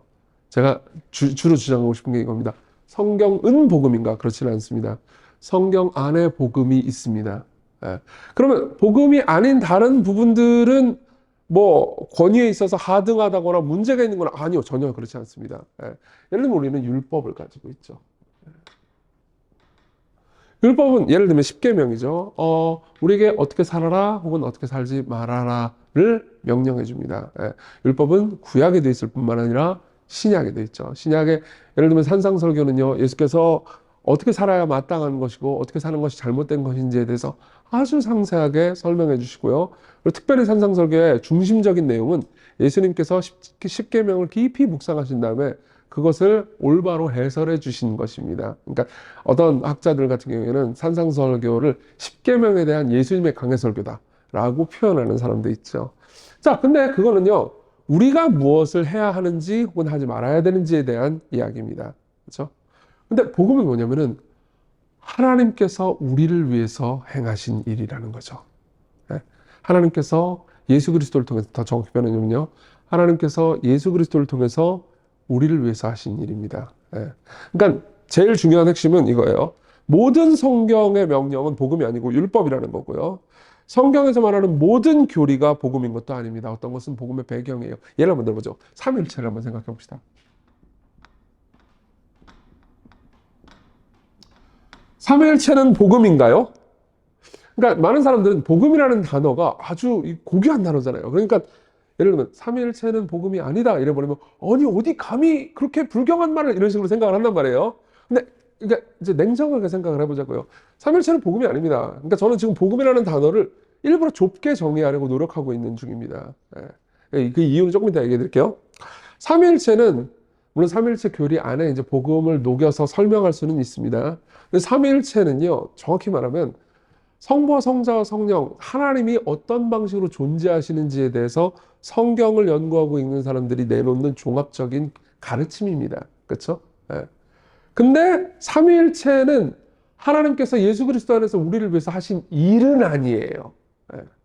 근데 하나님께서 예수 그리스도 안에서 우리를 위해서 하신 일, 예컨대 십자가는 그분이 하신 일의 절정이죠. 그렇죠? 근데 이 십자가는 삼위일체 교리를 모르면 아예 이해를 못하게 됩니다. 예를 들면 십자가에서 그분이 당하신 게 뭐죠? 예수께서 당하신 것은 성부의 진노를 받으신 거였습니다. 그래서 예수께서는요, 나의 하나님 어찌하여 나를 버리셨나이까? 라고 부르짖으셨죠. 그러면 성부가 있고 성자가 있다는 것을 염두에 둬야 되잖아요. 그렇죠? 그럼 삼위일체를 모르면 복음을 아예 이해를 못하게 되겠죠. 예. 그러니까 삼위일체는 복음을 너무나 중요하게 설명하기 위해서 반드시 알아야 되는, 뭐 아주 정교하게까지 몰라도 최소한 성부와 성자와 성령이 삼위로 계신 내 한 하나님이시다라는 정도는 이해하고 있어야 합니다. 예. 최소한의 지식은 이해해야 그리스도께서 우리를 위해서 내가 마땅히 받아야 되는 성부 하나님의 진노를 대신 받으셨구나 라는 게 감동이 될 수 있는 거죠. 예. 그러니까 절대로 저는 율법이나 뭐 삼위일체 같은 교리가 복음보다 열등하거나 잘못됐다고 얘기하는 게 아닙니다. 예. 이건 뭐 오류가 있다 이런 얘기를 하는 것도 아니에요. 모두가 우리가 아멘 하고 받아야 될 동등한 권위의 하나님의 말씀이지만 구분은 필요하다는 거죠. 자, 그럼 우리는 그 다음 질문을 던질 수 있습니다. 왜 이런 구분을 자꾸 하려고 하는 걸까요? 이유가 있습니다. 그러니까 이제 우리가 강해 설교를 하잖아요. 그러면 강해 설교를 하면 강해 설교를 신실하게 하려면은 이 본문을 쭉 읽고 나서 이 본문이 무슨 말을 하는지에 대해서 계속 전달만 하려고 하기 쉽습니다. 내가 예를 들면 한 10절을 잡았다. 그럼 10절 안에서만 이제 전달을 하려고 하는 거죠. 근데 그 10절이 하나님께서 예수님 안에서 우리를 위해서 무슨 일을 하셨는지에 대한 내용은 명시적으로 전혀 없는 본문일 수도 있습니다. 예. 그럼 어떻게 되냐면 어떻게 사십시오. 어떻게 사십시오. 근데 여러분들이 이렇게 안 살잖아요. 그럼 잘못했습니다. 회개하고 올바로 사십시오. 예. 이렇게만 할 수 있는 거예요. 그러면은 우리가 어떻게 살아야 하는지, 어떻게 살지 말아야 되는지에 대해서는 뭐 설교 시간이 30분이다, 40분이다 그러면 3, 40분 동안 계속 들었지만 성도들이 그렇게 살지 못하는 우리를 위해서 하나님께서 무슨 일을 하셨는지에 대해서는 전혀 듣지 못하게 됩니다. 예. 그러니까 정말 많은 사람들이 복음을요, 처음 새신자만 들어올 때만 딱 듣고 그 다음에 주일날 듣는 설교를 통해서는 그분이 우리를 위해서 하신 일에 대해서는 거의 듣지 못하고 내가 어떻게 살아야 되는지 어떻게 살지 말아야 되는지만 계속 듣게 되는 거예요. 그러면 성도들이요, 예수님을 믿는다 하더라도 율법주의적인 방식으로 성경과 하나님을 이해하게 되는 거죠. 그리고 또 슬프게도요, 교회 처음 오는 사람들이 새신자반부터 오는 건 아니란 말이에요. 일단은 예배 때부터 옵니다. 예. 그럼 그때 복음을 전할 수가 없게 되는 겁니다. 그래서요, 자, 이렇게 말씀드릴게요. 자, 이 페이지로 좀 넘어가겠습니다. 이 페이지는 이제 복음 설교를 제가 이렇게 정의를 하려고 합니다. 이 페이지 맨 위에 보면요, 우리가 해야 하는 일, 율법이죠? 과 더불어서 하나님께서 우리를 위해서 하신 일을 예수 그리스도를 통해서 강조하는 설교다라고 이야기를 할 수 있을 것 같습니다. 그러니까 이제 이런 거죠. 자, 예를 한번 들어보겠습니다. 이제 중간에 보면 이 페이지에 예가 있는데 요거 말고 요거는 읽어보시면 되고요. 제가 뭐 다른 독특한 예를 하나 들어드리겠습니다. 여러분들이 신명기 28장을 한번 생각을 해보십시오. 신명기 28장은 굉장히 유명한 장입니다. 신명기 앞부분에 보면요, 모세의 2번의 설교를 통해서요, 그러니까 우리가 어떻게 살아야 되는지, 어떻게 살지 말아야 되는지에 대한 언약의 율법을 자세히 모세가 다시 말해주고 있습니다. 그럼 그걸 보면은 내가 어떻게 살아야 되는지 혹은 어떻게 살지 말아야 되는지가 나오죠. 그러고 나서 신명기 28장은 이렇게 말합니다. 너희가 이 언약의 말씀을 잘 지키면 너희가 들어가도 복을 받고 나가도 복을 받고 떡반죽 그릇과 광주리가 복을 받고 경제적으로 부여해진다는 거죠. 그리고 뭐 머리가 될지언정 꼬리가 되지 아니하고 뭐 이런 말씀 유명한 말씀이잖아요. 그게 이제 28장 1절부터 14절까지의 내용이 있습니다. 근데 15절부터는 무시무시한 말씀이 나오죠. 너희가 이 언약의 말씀을 안 지키면 너희가 들어가도 저주를 받고 나가도 저주를 받고 뭐 온통 저주를 받는다는 이야기밖에 없습니다. 예. 자, 그럼 내가 성경 본문을 잡고 설교를 하려고 마음먹은 내용이 뭐예요? 이제 신명기 28장이에요. 그러면 내가 신명기 28장 안에서만 신명기 29장 1절까지도 안 넘어가. 무조건 이 안에서만 설교를 하려고 마음을 먹잖아요. 그러면은 똑바로 사십시오. 그럼 당신 그렇지 않으면 당신 저주받을 겁니다. 예. 그리고 똑바로 살면 말씀대로 살면 복 받을 겁니다. 아멘 하세요. 아멘 끝. 이렇게 됩니다. 이렇게 되면은 잘못된 기복주의 신앙으로 성도들이 빠질 위험도 상당히 크고요. 그리고 설교자 본인도 이게 맞나 이런 생각을 할 수밖에 없죠. 예. 그럼 어떻게 설교해야 될까요? 예. 대답은 간단합니다. 이 본문은 어쨌든 전체 정경 안에서의 한 부분이잖아요. 그리고 우리는 이 창세부터 계시록 전체가 성령의 감동으로 말미암아 쓰인 하나님의 말씀, 즉 한 권의 책이라고 믿죠. 그럼 어떻게 되죠? 전체 성경 안에서 부분을 들여다봐야 되죠. 그렇죠? 그게 바로 이제 복음을 발견해내가는 방식이에요. 그래서 어떻게 하느냐? 자, 올바로 사십시오. 하나님 뜻대로 사십시오. 근데 우리는 그렇게 살 수 없습니다. 그럼 어떻게 우리는 이 상황에서 구원받을 수 있습니까? 성경 전체를 보면 어떤 일이 일어나죠? 여기 이 모세가 말한 이 언약의 말씀을 완벽하게 다 지켰는데도 불구하고 여기 나와 있는 복이란 복은 한 개도 받지 못하고 여기 나와 있는 율법의 말씀을 하나도 어기지 않았는데도 불구하고 여기서 약속된 저주란 저주는 몽땅 받은 사람이 한 명 등장하죠. 누구죠? 예수님입니다. 예수께서는 아주 고통스럽게 삶을 사셨습니다. 그분은 사람들에게 버림받으셨고요. 경제적으로도 궁핍하셨고 그리고 온갖 종류의 정신적인 고통도 당하셨죠. 그러나 그분은 율법을 어기신 적이 없습니다. 완벽하게 지키셨죠. 그리고 그분의 생애 마지막 때 십자가에서요. 그분은 역사상 최악의 저주를 받으셨죠. 성부 하나님의 진노와 저주를 한 몸에 받으시고 죽으셨습니다. 왜요? 자리를 바꾼 거죠. 우리가 마땅히 받아야 되는 것을 그분이 우리 대신 받으셨습니다. 그분이 받아 마땅한 것을 우리에게 조건 없는 선물로 주셨습니다. 그래서 그분의 신분인 아들됨을 우리에게 선물해 주셨고요. 그분의 놀라운 복 모든 것들을, 그러니까 영원과 만유를 상속하는 복 모든 것들을 우리에게 조건 없이 선물해 주셨죠. 그것이 바로 복음이 우리에게 말해주는 내용이고요. 이렇게 우리는 말할 수 있습니다. 신명기 28장을 이렇게 설교하는 거죠. 여러분, 이 신명기 28장에 따르면요, 여러분들이 하나님의 뜻대로 살 때 이렇게 복을 받고 그렇게 않을 때 이런 저주를 받는다고 말합니다. 여러분들은 그렇게 사셔야 됩니다. 그렇지 않으면 우리의 삶에는 저주가 있습니다. 그러나 여러분들이 정직하다면 저를 포함해서 우리 모두가 이렇게 살지 못했을 뿐만 아니라 앞으로도 이렇게 살 능력과 힘이 없다는 것을 알 수 있을 겁니다. 그럼 이 문제를 어떻게 해결할까요? 예수 그리스도께서 이 문제를 해결하기 위해서 이런 일을 하셨습니다. 그분을 바라보시고 그분이 여러분들을 얼마나 사랑하셨는지를 생각해 보십시오. 그렇다면 여러분들은 저주를 받을까 봐 두려워서 이 말씀을 순종하는 게 아니고 그분을 사랑하기 때문에 이 말씀을 순종할 새로운 힘을 얻게 될 겁니다. 그리스도를 바라보시고 그분의 구원을 갈망하십시오. 그분께 여러분들의 죄를 고백하고 용서해 달라고 하십시오. 이렇게 설교를 할 수 있는 거죠. 자, 이런 방식의 설교의 특징이 있습니다. 이런 방식의 설교는 진정한 기독교적 설교라는 겁니다. 자, 보세요. 이걸 한번 생각을 해보죠. 예수님은 이런 말씀을 하셨습니다. 그리고 우리는 이걸 지켜야 됩니다. 지키면 복을 받고 지키지 않으면 저주를 받을 거예요. 그러니까 지키십시오. 라는 구조, 이런 구조와 내러티브의 설교를 여러분들이 했다고 합시다. 그러면요, 어떤 문제가 생기냐면요. 여기서 예수님이라는 단어를 빼고 알라라는 단어를 넣어도요.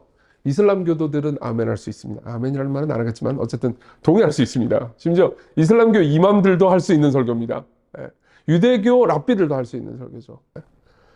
복음을 여러분들의 설교에 꼭 집어넣잖아요. 그러면 여러분들의 설교는 진정 기독교적인 방식으로 선포되겠죠. 이 차이를 여러분들이 이 페이지 보잖아요. 그러면은 저 보실 수 있을 겁니다. 나중에 이 페이지를 보시면서 확인을 해보시면 되겠습니다. 그럼 진짜 위로가 있게 돼요. 3페이지에 보면 제가 이렇게 좀 이야기를 했는데요. A 하나님과 B 하나님입니다. 그러니까 다시 말하면 여러분들이 복음적인 방식으로 설교를 하지 않고 오랫동안 여러분들이 복음을 설교의 중심에 놓지 않잖아요. 그러면 사람들은, 청중들은 하나님을 A 하나님처럼 생각하게 됩니다. 그리고 여러분들이 지속적으로 복음 중심적으로 설교하면 하나님에 대한 인식이 새롭게 바뀌는 거죠. A 하나님은 어떻죠? 순종과 불순종 가운데 복과 저주를 명령하시는 하나님이죠. 이건 틀린 말이 아닙니다. 그렇지만 부족하죠. 하나님에 대한 설명으로 부족합니다. B 하나님은 어떻습니까? 순종과 불순종 가운데 복과 저주를 명하시지만 친히 아들을 보내서 순종케 하심으로써 복을 주시고 저주를, 이게 제가 잘못 썼네요. 저주를 받으심으로 우리의 불순종을 가져가신 하나님으로 보이는 거죠. 자, 어떻죠? 하나님의 선하심이 보이기 시작하는 겁니다. 그분이 너무 선하시고 아름다운 분이라는 걸 인식하게 돼요.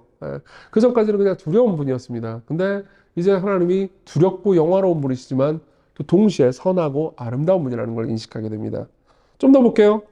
고난 가운데 인내하라고 하시는 하나님. 여러분 고난을 겪을 때 인내하고 참고 기도하십시오. 하나님께서 도와주실 겁니다.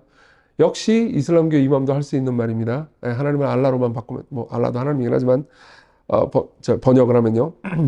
근데 복음을 전하잖아요. 그러면 고난 가운데 인내하라고 하실 뿐만 아니라 친히 고난을 겪으신 분을 말해줄 수 있습니다.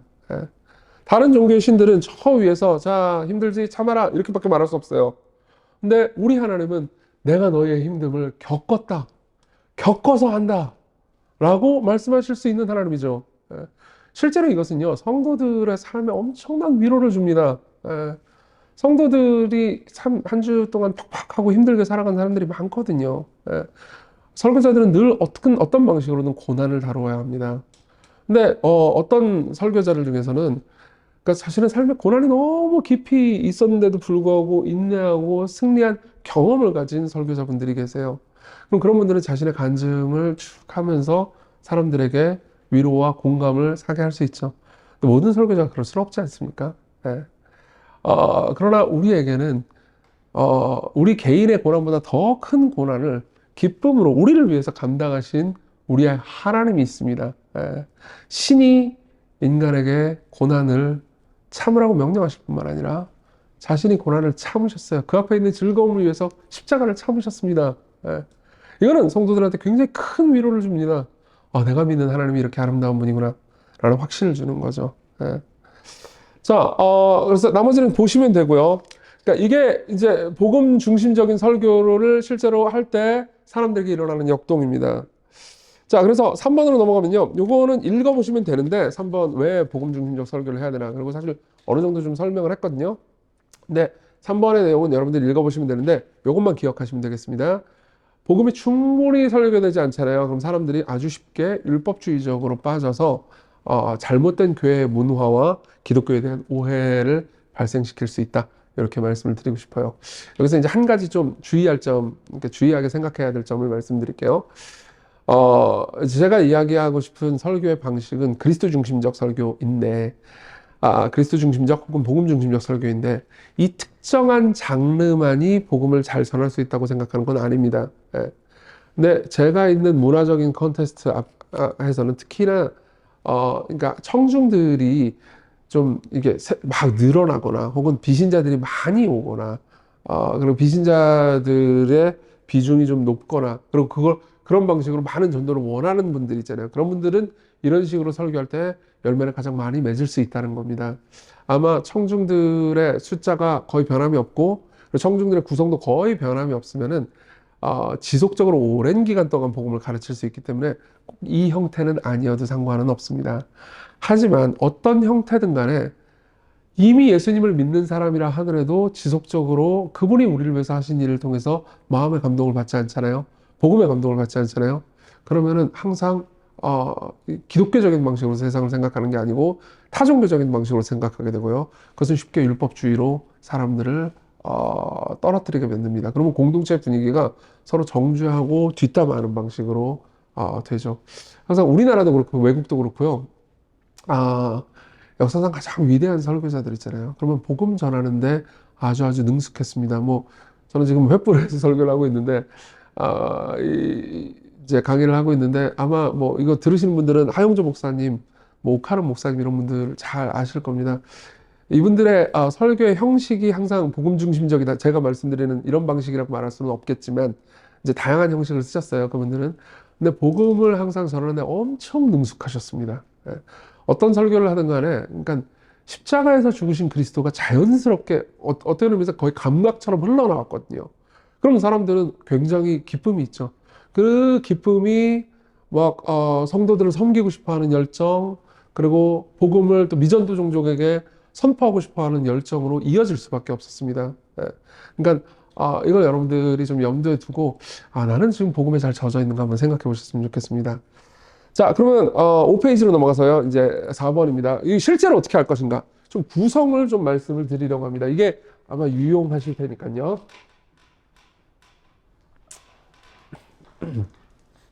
실제로 이걸 어떻게 하는가? 그리고 예를 조금 들어드리겠습니다. 얘는 뒤에 강의 안에 아주 많이 있기 때문에 여러분들이 좀 살펴보시면 좋겠고요.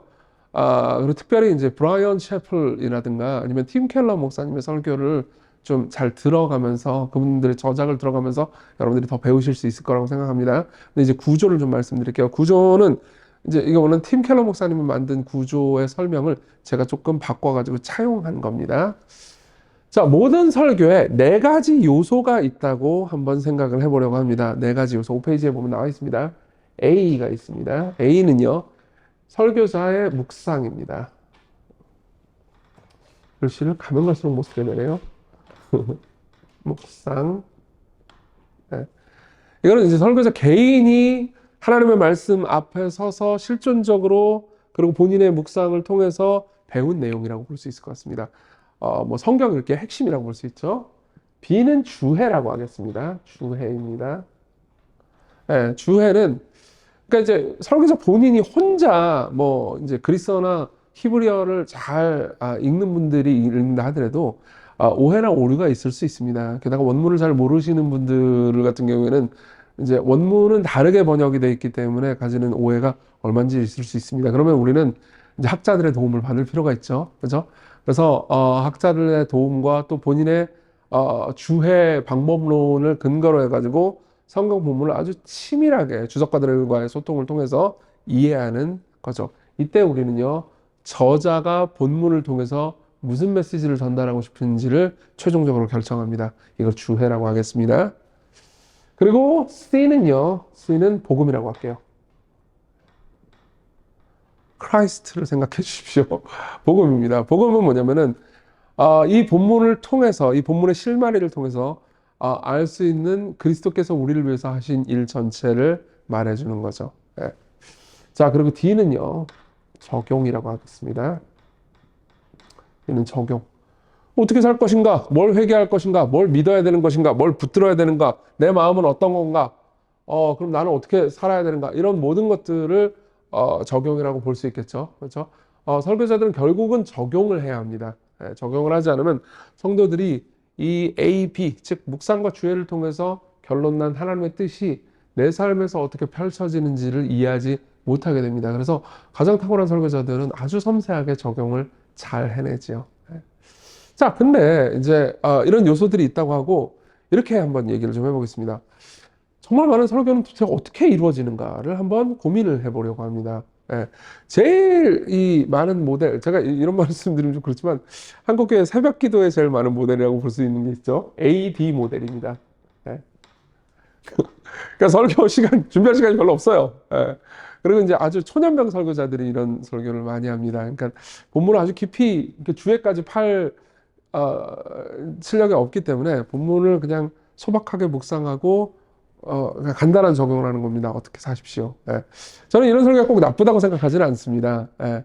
그리고 또 이 새벽 기도회 같이 기도를 목적으로 나온 이 모임 같은 경우에는 또 이런 설교가 따뜻한 은혜와 또 기도에 대한 격려를 불어넣어 줄 수 있죠. 저는 이런 설교가 필요하다고 생각하지만 이게 매 주일 강단마다 선포된다. 그러면 성도들은 배고픔을 느끼게 될 겁니다. 왜냐하면 이런 설교는 지적으로 좀 빈약하거든요. 그리고 실제 성도들의 고도로 복잡하고 어려운 삶을 다 다룰 수 있는 능력이 이런 방식의 설교에는 없습니다. 예. 자, 그러면은 그 다음 모델이 있습니다. ABD 모델입니다. ABD 모델은 뭐냐면은 근본적으로는 AD 모델하고 똑같습니다. 그렇지만은 ABD 모델은요, 그러니까 주해를 아주 섬세하게 합니다. 예. 그러면은 이런 설교를 하잖아요. 그러면 성도들은 이제 확실히 이런 반응을 보입니다. 어떤 반응이냐면, 야, 나 혼자 성경을 볼 때는 이게 이런 의미인지 몰랐는데, 이런 의미까지 있었어? 내가 이걸 잘못 알고 있었네. 근데 그런 생각이 주는 반전의 기쁨이 있거든요. 그러니까 이제 성도들은 어떤 생각을 하냐면, 우리 목사님 설교 잘한다. 우리 목사님 성경을 잘 푸신다. 그리고 적용을 해준다. 이렇게 생각할 수 있죠. 정말 많은 경우에 이 ABD 모델이 참 많습니다. 이것도 굉장히 감사한 일입니다. 왜냐하면 한국교회의 과거 설교는 AD 모델이 많았지만은 이제 신학교육이 좀 좋은 교육을 받고 특별히 원어를 다루는 데 익숙한 설교자들이 많이 등장하면서 이 ABD 모델이 굉장히 많이 퍼졌죠. 그리고 좋은 것이긴 하지만 심리적으로는 사실 AD 모델과 크게 다를 바가 없게 됩니다. 예. 그러니까 본문이 이런 뜻이 있었어 라는 정도까지의 생각은 할 수 있으나 결국은 그러니까 성경은 이렇게 말하니까 이렇게 살아라 라고 말할 때 그럼 나는 그렇게 살 수 없는데 어떻게 해야 되지? 라는 질문에 대해서는 여전히 답할 수 없게 되기 때문입니다. 예. 자, 그리고 드물긴 하지만 AC 모델이 있습니다. AC 모델. 이 AC 모델은 이제 드물어요. 우리나라에서 그렇게 많지는 않지만 이런 겁니다. 그러니까 이제 특히나 장로교회나 개혁주의 신학을 하시는 분들 같은 경우에는 이제 구속사적으로 성경을 읽는 게 중요하다라고 생각하시는 분들이 많이 있습니다. 그건 뭐냐면은 성경을 교훈이나 모범으로 보면 안 되고 특히 성경 인물 같은 경우에는 이 성경의 인물들은 결국은 예수 그리스도께서 어떤 일을 하시는지를 가리키는 모형이다. 그리고 성경의 모든 이야기들은 그런 모형이나 어떤 유비다라고 생각을 하는 거죠. 그리고 그런 식으로만 성경을 읽어야 한다. 그럼 뭐 저도 거기에 동의하고요. 그리고 그게 나쁘다고 생각하지 않지만 그런 식으로 해서 예를 들면 극단적인 방식으로 성경의 인물들을 모범으로 보기를 전면적으로 거부한다든가 아니면 적용이라는 것이 이제 나는 말씀만 설교하면 되지 적용은 그렇게 중요하지 않아 라고 생각을 하면 이런 모델이 등장하기도 합니다. 이 모델은 적용이 없기 때문에 그러니까 성도들이요 결국은 이 말을 하게 됩니다. So what? 어쩌라고 말입니까? 그래서 저는 이게 성경의 가르침을 충분히 반영하는 설교 방식이라고 생각하지도 않습니다. 성경은 다양한 적용을 해줍니다. 그리고 실제로 성경 자체도 예수님을 비롯한 여러 이 성경의 인물들 있잖아요. 우리의 삶을 위한 본으로 제시를 해주고 있습니다. 그러니까요, 이게 좀 부족한 설교라고 볼 수 있죠. 저는 AD만큼이나 좀 부족한 설교라고 생각을 합니다. 자, 그리고 드물게는 ABC의 설교가 있습니다. ABC. 주제적으로 아주 충실하고요. 그리고 깊이가 있고, 그리고 그러니까 자신의 묵상이 담겨져 있습니다. 그리고 그걸 복음으로 있죠. AC하고 다른 점은 AC의 설교를 듣는 사람은 갑자기 예수님이 튀어나와? 그래서 아니 모든 예수님인데 이게 논리적으로 설명이 안 되잖아 라고 생각하게 되는데 이 ABC는요 아주 그렇구나 이래서 예수님이구나 이래서 예수님이 답이구나 라는 생각을 하게 된다는 겁니다. 아주 좋은 방식의 설교입니다. 근데 저는 이 설교에 대해서 이건 제 개인적인 생각입니다. 이건 존 파이퍼 목사님이 해준 얘기인데요. 가끔 이 설교를 해야 된다고 주장하십니다. 특히 존 파이퍼 목사님 같은 경우에는 굉장히 유명한 설교가 있어요. 이사야 6장을 바탕으로 한 유명한 설교가 있는데 그 설교는 이런 방식의 설교입니다. 거기에 적용이 없어요. 왜 적용이 없는 설교가 가끔 필요하냐? 저도 1년에 한두 번은 꼭 하려고 하는데요. 왜 그러냐면은 설교를 지나치게 실용주의적으로 접근하면 안 되기 때문입니다. 성도들이 설교와 그 자기계발 메시지를 구분할 수는 있어야 되거든요. 사실 내 삶이 이렇게 되는데 나의 삶의 답을 찾고 싶어. 그 경쟁하는 개념들이 있죠. 자기계발 메시지요. 유튜브만 키면 많이 나옵니다. 그분들은 말씀 얼마나 잘하시는지 몰라요. 그 모든 설교자들이 그분들만큼 이렇게 전달력이 좋고 재미있게 설교하는 건 불가능합니다. 그러면은 사실 그들과 경쟁해서 할 수가 없죠. 근데 우리가 설교를 통해서 할 수 있는 가장 중요한 게 뭡니까? 그들은 말할 수 없는 예수 그리스도의 영광을 말할 수 있지 않습니까? 그래서 성도들 중에서는요, 이런 경우도 많이 있습니다. 어떤 특정한 적용이 없는데도 불구하고 와, 이 예수님이 이렇게 위대한 분이라는 걸 내가 이해하고 나니까 그냥 이제 문제 같은 건 문제 해결 안 돼도 돼. 그분이 나와 함께 하신다는 것에 감사해. 이제 내 문제는 문제가 아니게 됐어. 이런 경우도 얼마든지 있을 수 있거든요. 예. 그렇지만 매주 설교를 이렇게 한다? 아마 성도들은 또 배가 고플 겁니다. 예. 자, 그럼 어떻게 해야 될까요? 제가 제시하고 싶은 모델은 두 개입니다. A, B, C, D. A, B, D, C입니다. 자, 간단하게 좀 설명을 해드리겠습니다. ABCD는 이렇습니다. ABCD는 본문을 설명해 줍니다. 성도들한테. 그리고 자신의 묵상이 막 들어가 있고요. 성도들은 본문을 듣고 본문이 이런 뜻이구나 라는 것을 깨닫습니다. 그리고 이 본문이 예수 그리스도를 통해서 찬란하게 펼쳐지는 것을 봅니다. 아, 그분이 이런 일을 우리를 위해서 하셨구나. 그러고 나서 목회자는 이렇게 얘기합니다. 그렇기 때문에 여러분들 이렇게 사십시오. D가 나오는 거죠. 예. 그렇기 때문에 여러분들이 이렇게 살 수 있습니다. 그렇기 때문에 여러분들 염려를 그치셔야 합니다. 그렇기 때문에 여러분들 자기 자신에 갇히지 말고 이웃을 위해서 그리고 교회를 위해서 여러분들의 소유를 쓰십시오. 이렇게 말할 수 있는 겁니다. 예. 그런 굉장히 강력한 힘을 가지고 있죠. 어쨌든 성도들은요, 어떻게 살아야 되는지 D를 실천하기 위해서 그리스도께서 우리를 위해서 어떻게 사셨는지를 봅니다. 예. 그래서 굉장히 강력한 방식이고요. 예컨대 여러분들은 브라이언 채플 목사님의 설교를 볼 때 이 구조를 많이 보시게 될 겁니다. 자, 근데 제가 더 선호하는 것만 마지막입니다. ABDC예요. 예. 이건 훨씬 더 조금 복잡하지만 좀 설명을 해드리겠습니다. ABDC는 이렇습니다. 성경 본문을 쭉 설명을 해줍니다. 그리고 본문을 쭉 설명해주면서 이 본문이 말해주는 풍요롭고 부유한 세계 안으로 들어갑니다. 예. 그러고 나서 적용을 합니다. 여러분들이 이렇게 살아야 합니다. 이 본문이 이렇게 말하고 있어요.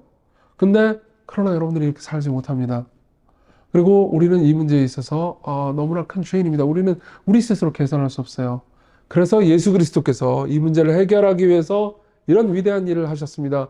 그리스도를 바라보고 그분께 나아가십시오. 라고 이야기를 하는 거죠. 이 설교 방식의 가장 좋은 점은 위에 A, B, C, D는 훈계와 권면으로 끝나는데 반해 이 A, B, D, C는 찬양과 영광으로 끝낼 수 있다는 겁니다. 다시 말하면 예배가 예배되게 할 수 있다는 거죠. 게다가 설교자도요, 설교의 마지막에는 훈계하고 권면하는 사람이 되기보다는 자기 자신도 청중 중에 하나가 돼서 예배와 찬양을 주께 드리는 사람이 될 수 있습니다. 사실 제가 이 방식을 좋아하는 이유는 저의 예배에 좋기 때문입니다. 너무 이기적인 이유인가요? 근데 저는 그런 경우를 되게 많이 봤어요. 청중들이요, 저는 설교가 좀 말이 빠르고 길고 그리고 다양한 정보들을 좀 넣거든요. 중간에 변증도 많이 들어갑니다. 그리고 이제 우리 교회 성도들은 설교 끝나고 나서 보통 이제 소그룹 나눔을 하기 때문에, 설교로 나눔을 하기 때문에 필기하는 사람들이 되게 많아요. 그래서 제가 A, B, D까지 갈 때는 필기를 막 합니다. 근데 종종 이럴 때가 있어요. C가 나올 때, 다시 말하면 내 구주 예수님을 선포할 때요, 청중들이 펜을 내려놓을 때가 있습니다. 빠지는 거죠. 예. 맞아, 나의 구원자, 나의 주님, 나를 사랑해 주시는 분. 근데 이분이 있는데 왜 걱정하고 살았을까? 근데 이분이 있는데 왜 내가 분노하고 살았을까? 나 회개해야겠다. 예. 근데 그분을 보면서 회개하는 거죠. 이 경험을 공유하는 건 굉장한 기쁨입니다. 예. 그래서 뭐 예를 하나만 들어드리도록 하겠습니다. 산상설교를 한번 생각해보죠. 산상설교의 마지막 부분에 보잖아요. 마지막 부분에 보면 이런 말씀을 하십니다. 예수께서 주여 주여 하는 자마다 천국에 들어갈 것이 아니고 하늘에 계신 내 아버지의 뜻대로 행하는 자라에 들어가리라 라는 말씀이 있습니다. 그럼 저는 이 본문을 가지고 설명을 합니다. 그러면서 성도들한테 이렇게 도전을 하죠. 여러분들이 만일 교회에 왔다 갔다 하면서 문화적으로 뭐 어떤 봉사도 하고 이것저것도 하지만 실제로 그분과의 관계가 없다면 여러분들은 어쩌면 버림받는 사람일 수도 모릅니다. 예. 여러분들이 하나님을 향해서 주여 주여 내가 당신을 압니다 라고 해가지고 천국에 들어갈 수 있는 게 아닙니다. 하나님이 여러분들을 아셔야죠. 여기 보면요, 예수께서 난 너를 모른다고 하십니다. 그분과의 인격적인 관계가 없다면요, 여러분들은 그분과의 구원을 누리는 사람이 전혀 아닙니다. 아니, 구원받지 못한 사람일 수도 있습니다. 굉장히 강력한 도전이죠. 예. 그 전까지는 성경 본문에 대한 치밀한 주의와 설명이 필요하고요. 그리고 강력한 도전이 들어갔습니다. 그럼 성도는 어떻게 되죠? 그럼 어떻게 되지? 나는 하늘에 계신 우리 아버지처럼 온전하게 살 능력이 없는데, 나는 이 산상설교의 말씀을 지킬 수 없는데, 그럼 말하는 겁니다. 여러분, 여러분들은 산상설교의 가르침으로부터 구원받을 필요가 있습니다. 이게 나쁜 게 아니에요. 이건 완벽한 말씀입니다. 근데 우리가 나쁩니다. 어떻게 해야 되죠? 자, 보세요. 마태복음이 7장으로 끝나지 않았죠. 27장까지, 28장까지 갑니다. 예. 여기서 주여 주여라고 하는 말 있잖아요. 이거는 히브리 문학법 중에 하나입니다. 주여 주여는 내가 정말 친밀하고 아는 존재, 내 사랑하는 존재에게 2번 상대의 이름을 부름으로써 내가 당신을 안다라는 것을 확신하는 표현법이었죠. 예. 그러니까 예수님을 향해서 주여 주여 하는 사람들은 진짜 예수님을 확신하고 있었던 겁니다. 예. 그런데 보세요. 우리가 아무리 주님을 향해서 주여 주여 해도 그분이 우리를 내치신다면 우리는 구원받을 수 없겠죠. 근데요, 마태복음 17장으로 가잖아요. 그럼 예수께서 엘리 엘리 라마 사박단이라고 하십니다. 나의 하나님, 나의 하나님. 예수님은 율법을 완벽하게 지키셨어요. 율법을 하나도 어기지 않으셨습니다. 근데도 불구하고 그분이 십자가에서 나의 하나님을 2번 치셨을 때, 그럼 하나님은 당연히 예수님을 받아주셔야 되는 거 아니겠습니까? 그러나 버림받으셨습니다. 저주받으셨습니다. 왜요? 우리는 답을 알죠. 바꾼 겁니다. 예. 그분이 우리를 대신해서 속죄를 이루셨고요. 우리를 대신해서 의가 되셨습니다. 따라서 여러분들은 산상순의 가르침대로 살지 못해도 구원받습니다. 그렇기 때문에 우리는요, 이 가르침을 우리를 구원하신 예수님을 위해서 그분을 사랑하기 때문에 지켜야 합니다. 지키지 못한다고 해가지고 여러분들 버림받진 않을 겁니다. 회개하십시오. 주께서 다시 받아주실 거예요. 하지만 이 말씀대로 사십시오. 이렇게 가는 겁니다. 예. 저는 이런 방식의 설교를 통해서 참으로 유익을 많이 얻었습니다. 그리고 구체적으로 이 어떤 스킬을 가지고 이걸 할 것인가에 관해서는 여러분들이 다른 책들의 도움도 받으셔야 될 겁니다. 그렇지만 제일 좋은 스킬은 이겁니다. 여러분들이 예수님을 마음에 많이 담아두는 겁니다. 네. 그리고 그분을 사랑하는 겁니다. 네. 저는 고기를 되게 좋아하거든요. 그래서 무슨 얘기를 하다가도 어떤 얘기를 하다가도 이제 마치 깔때기처럼 고기로 모든 걸 흘려보내는 경향이 있어요. 네. 근데 마찬가지로 여러분들이 예수님을 제일 좋아하잖아요. 그러면 성경 많은 본문을 통해서도 예수 그리스도를 발견할 수 있을 겁니다. 그리고 그분의 복음을 누릴 수 있을 거라고 확신합니다. 예. 그렇기 때문에 저는요, 여러분들이 모두가 기쁨으로 예수 그리스도를 복음을 통해서 설교할 수 있을 거라고 확신하고요. 그리고 그 과정 중에서 주께서 제게 주셨던 열매, 아니 그보다 훨씬 더 크고 아름다운 열매를 여러분들 모두가 누렸으면 좋겠습니다. 그리스도께서 우리를 위해서 하신 일을 우리가 깊이 생각합니다. 우리를 위해서 죽으시고 부활하시고 영광 받으신 당신의 아름다움을 찬양합니다. 우리 모두가 설교에 있어서 참으로 부족하지만 복음을 신실하게 전할 수 있게 해주십시오. 그리고 복음의 가르침 안에서 기뻐하며 우리를 용납하고 사랑하셨다는 하나님께서 우리를 위해서 하신 일 때문에 기쁨으로 우리도 하나님께 헌신할 수 있게 해주시며 우리가 섬기는 성도들도 주께 기쁨으로 헌신할 수 있게 해주옵소서. 예수님 이름으로 기도했습니다. 아멘. 강의에 감사드립니다. 변화하는 시대 속에 변하지 않는 진리를 전하는 것이 목회자이지요. 오늘 강의를 통해 마음을 움직이는 설교가 영적 풍성함이 넘치는 복음의 메시지가 섬기시는 교회와 예배의 자리에 가득하시길 바랍니다. 투게더 함께하는 목회, 함께 사는 교회를 주제로 8주간 진행되는 횃불회는 매주 월요일 9시 30분에 시작합니다.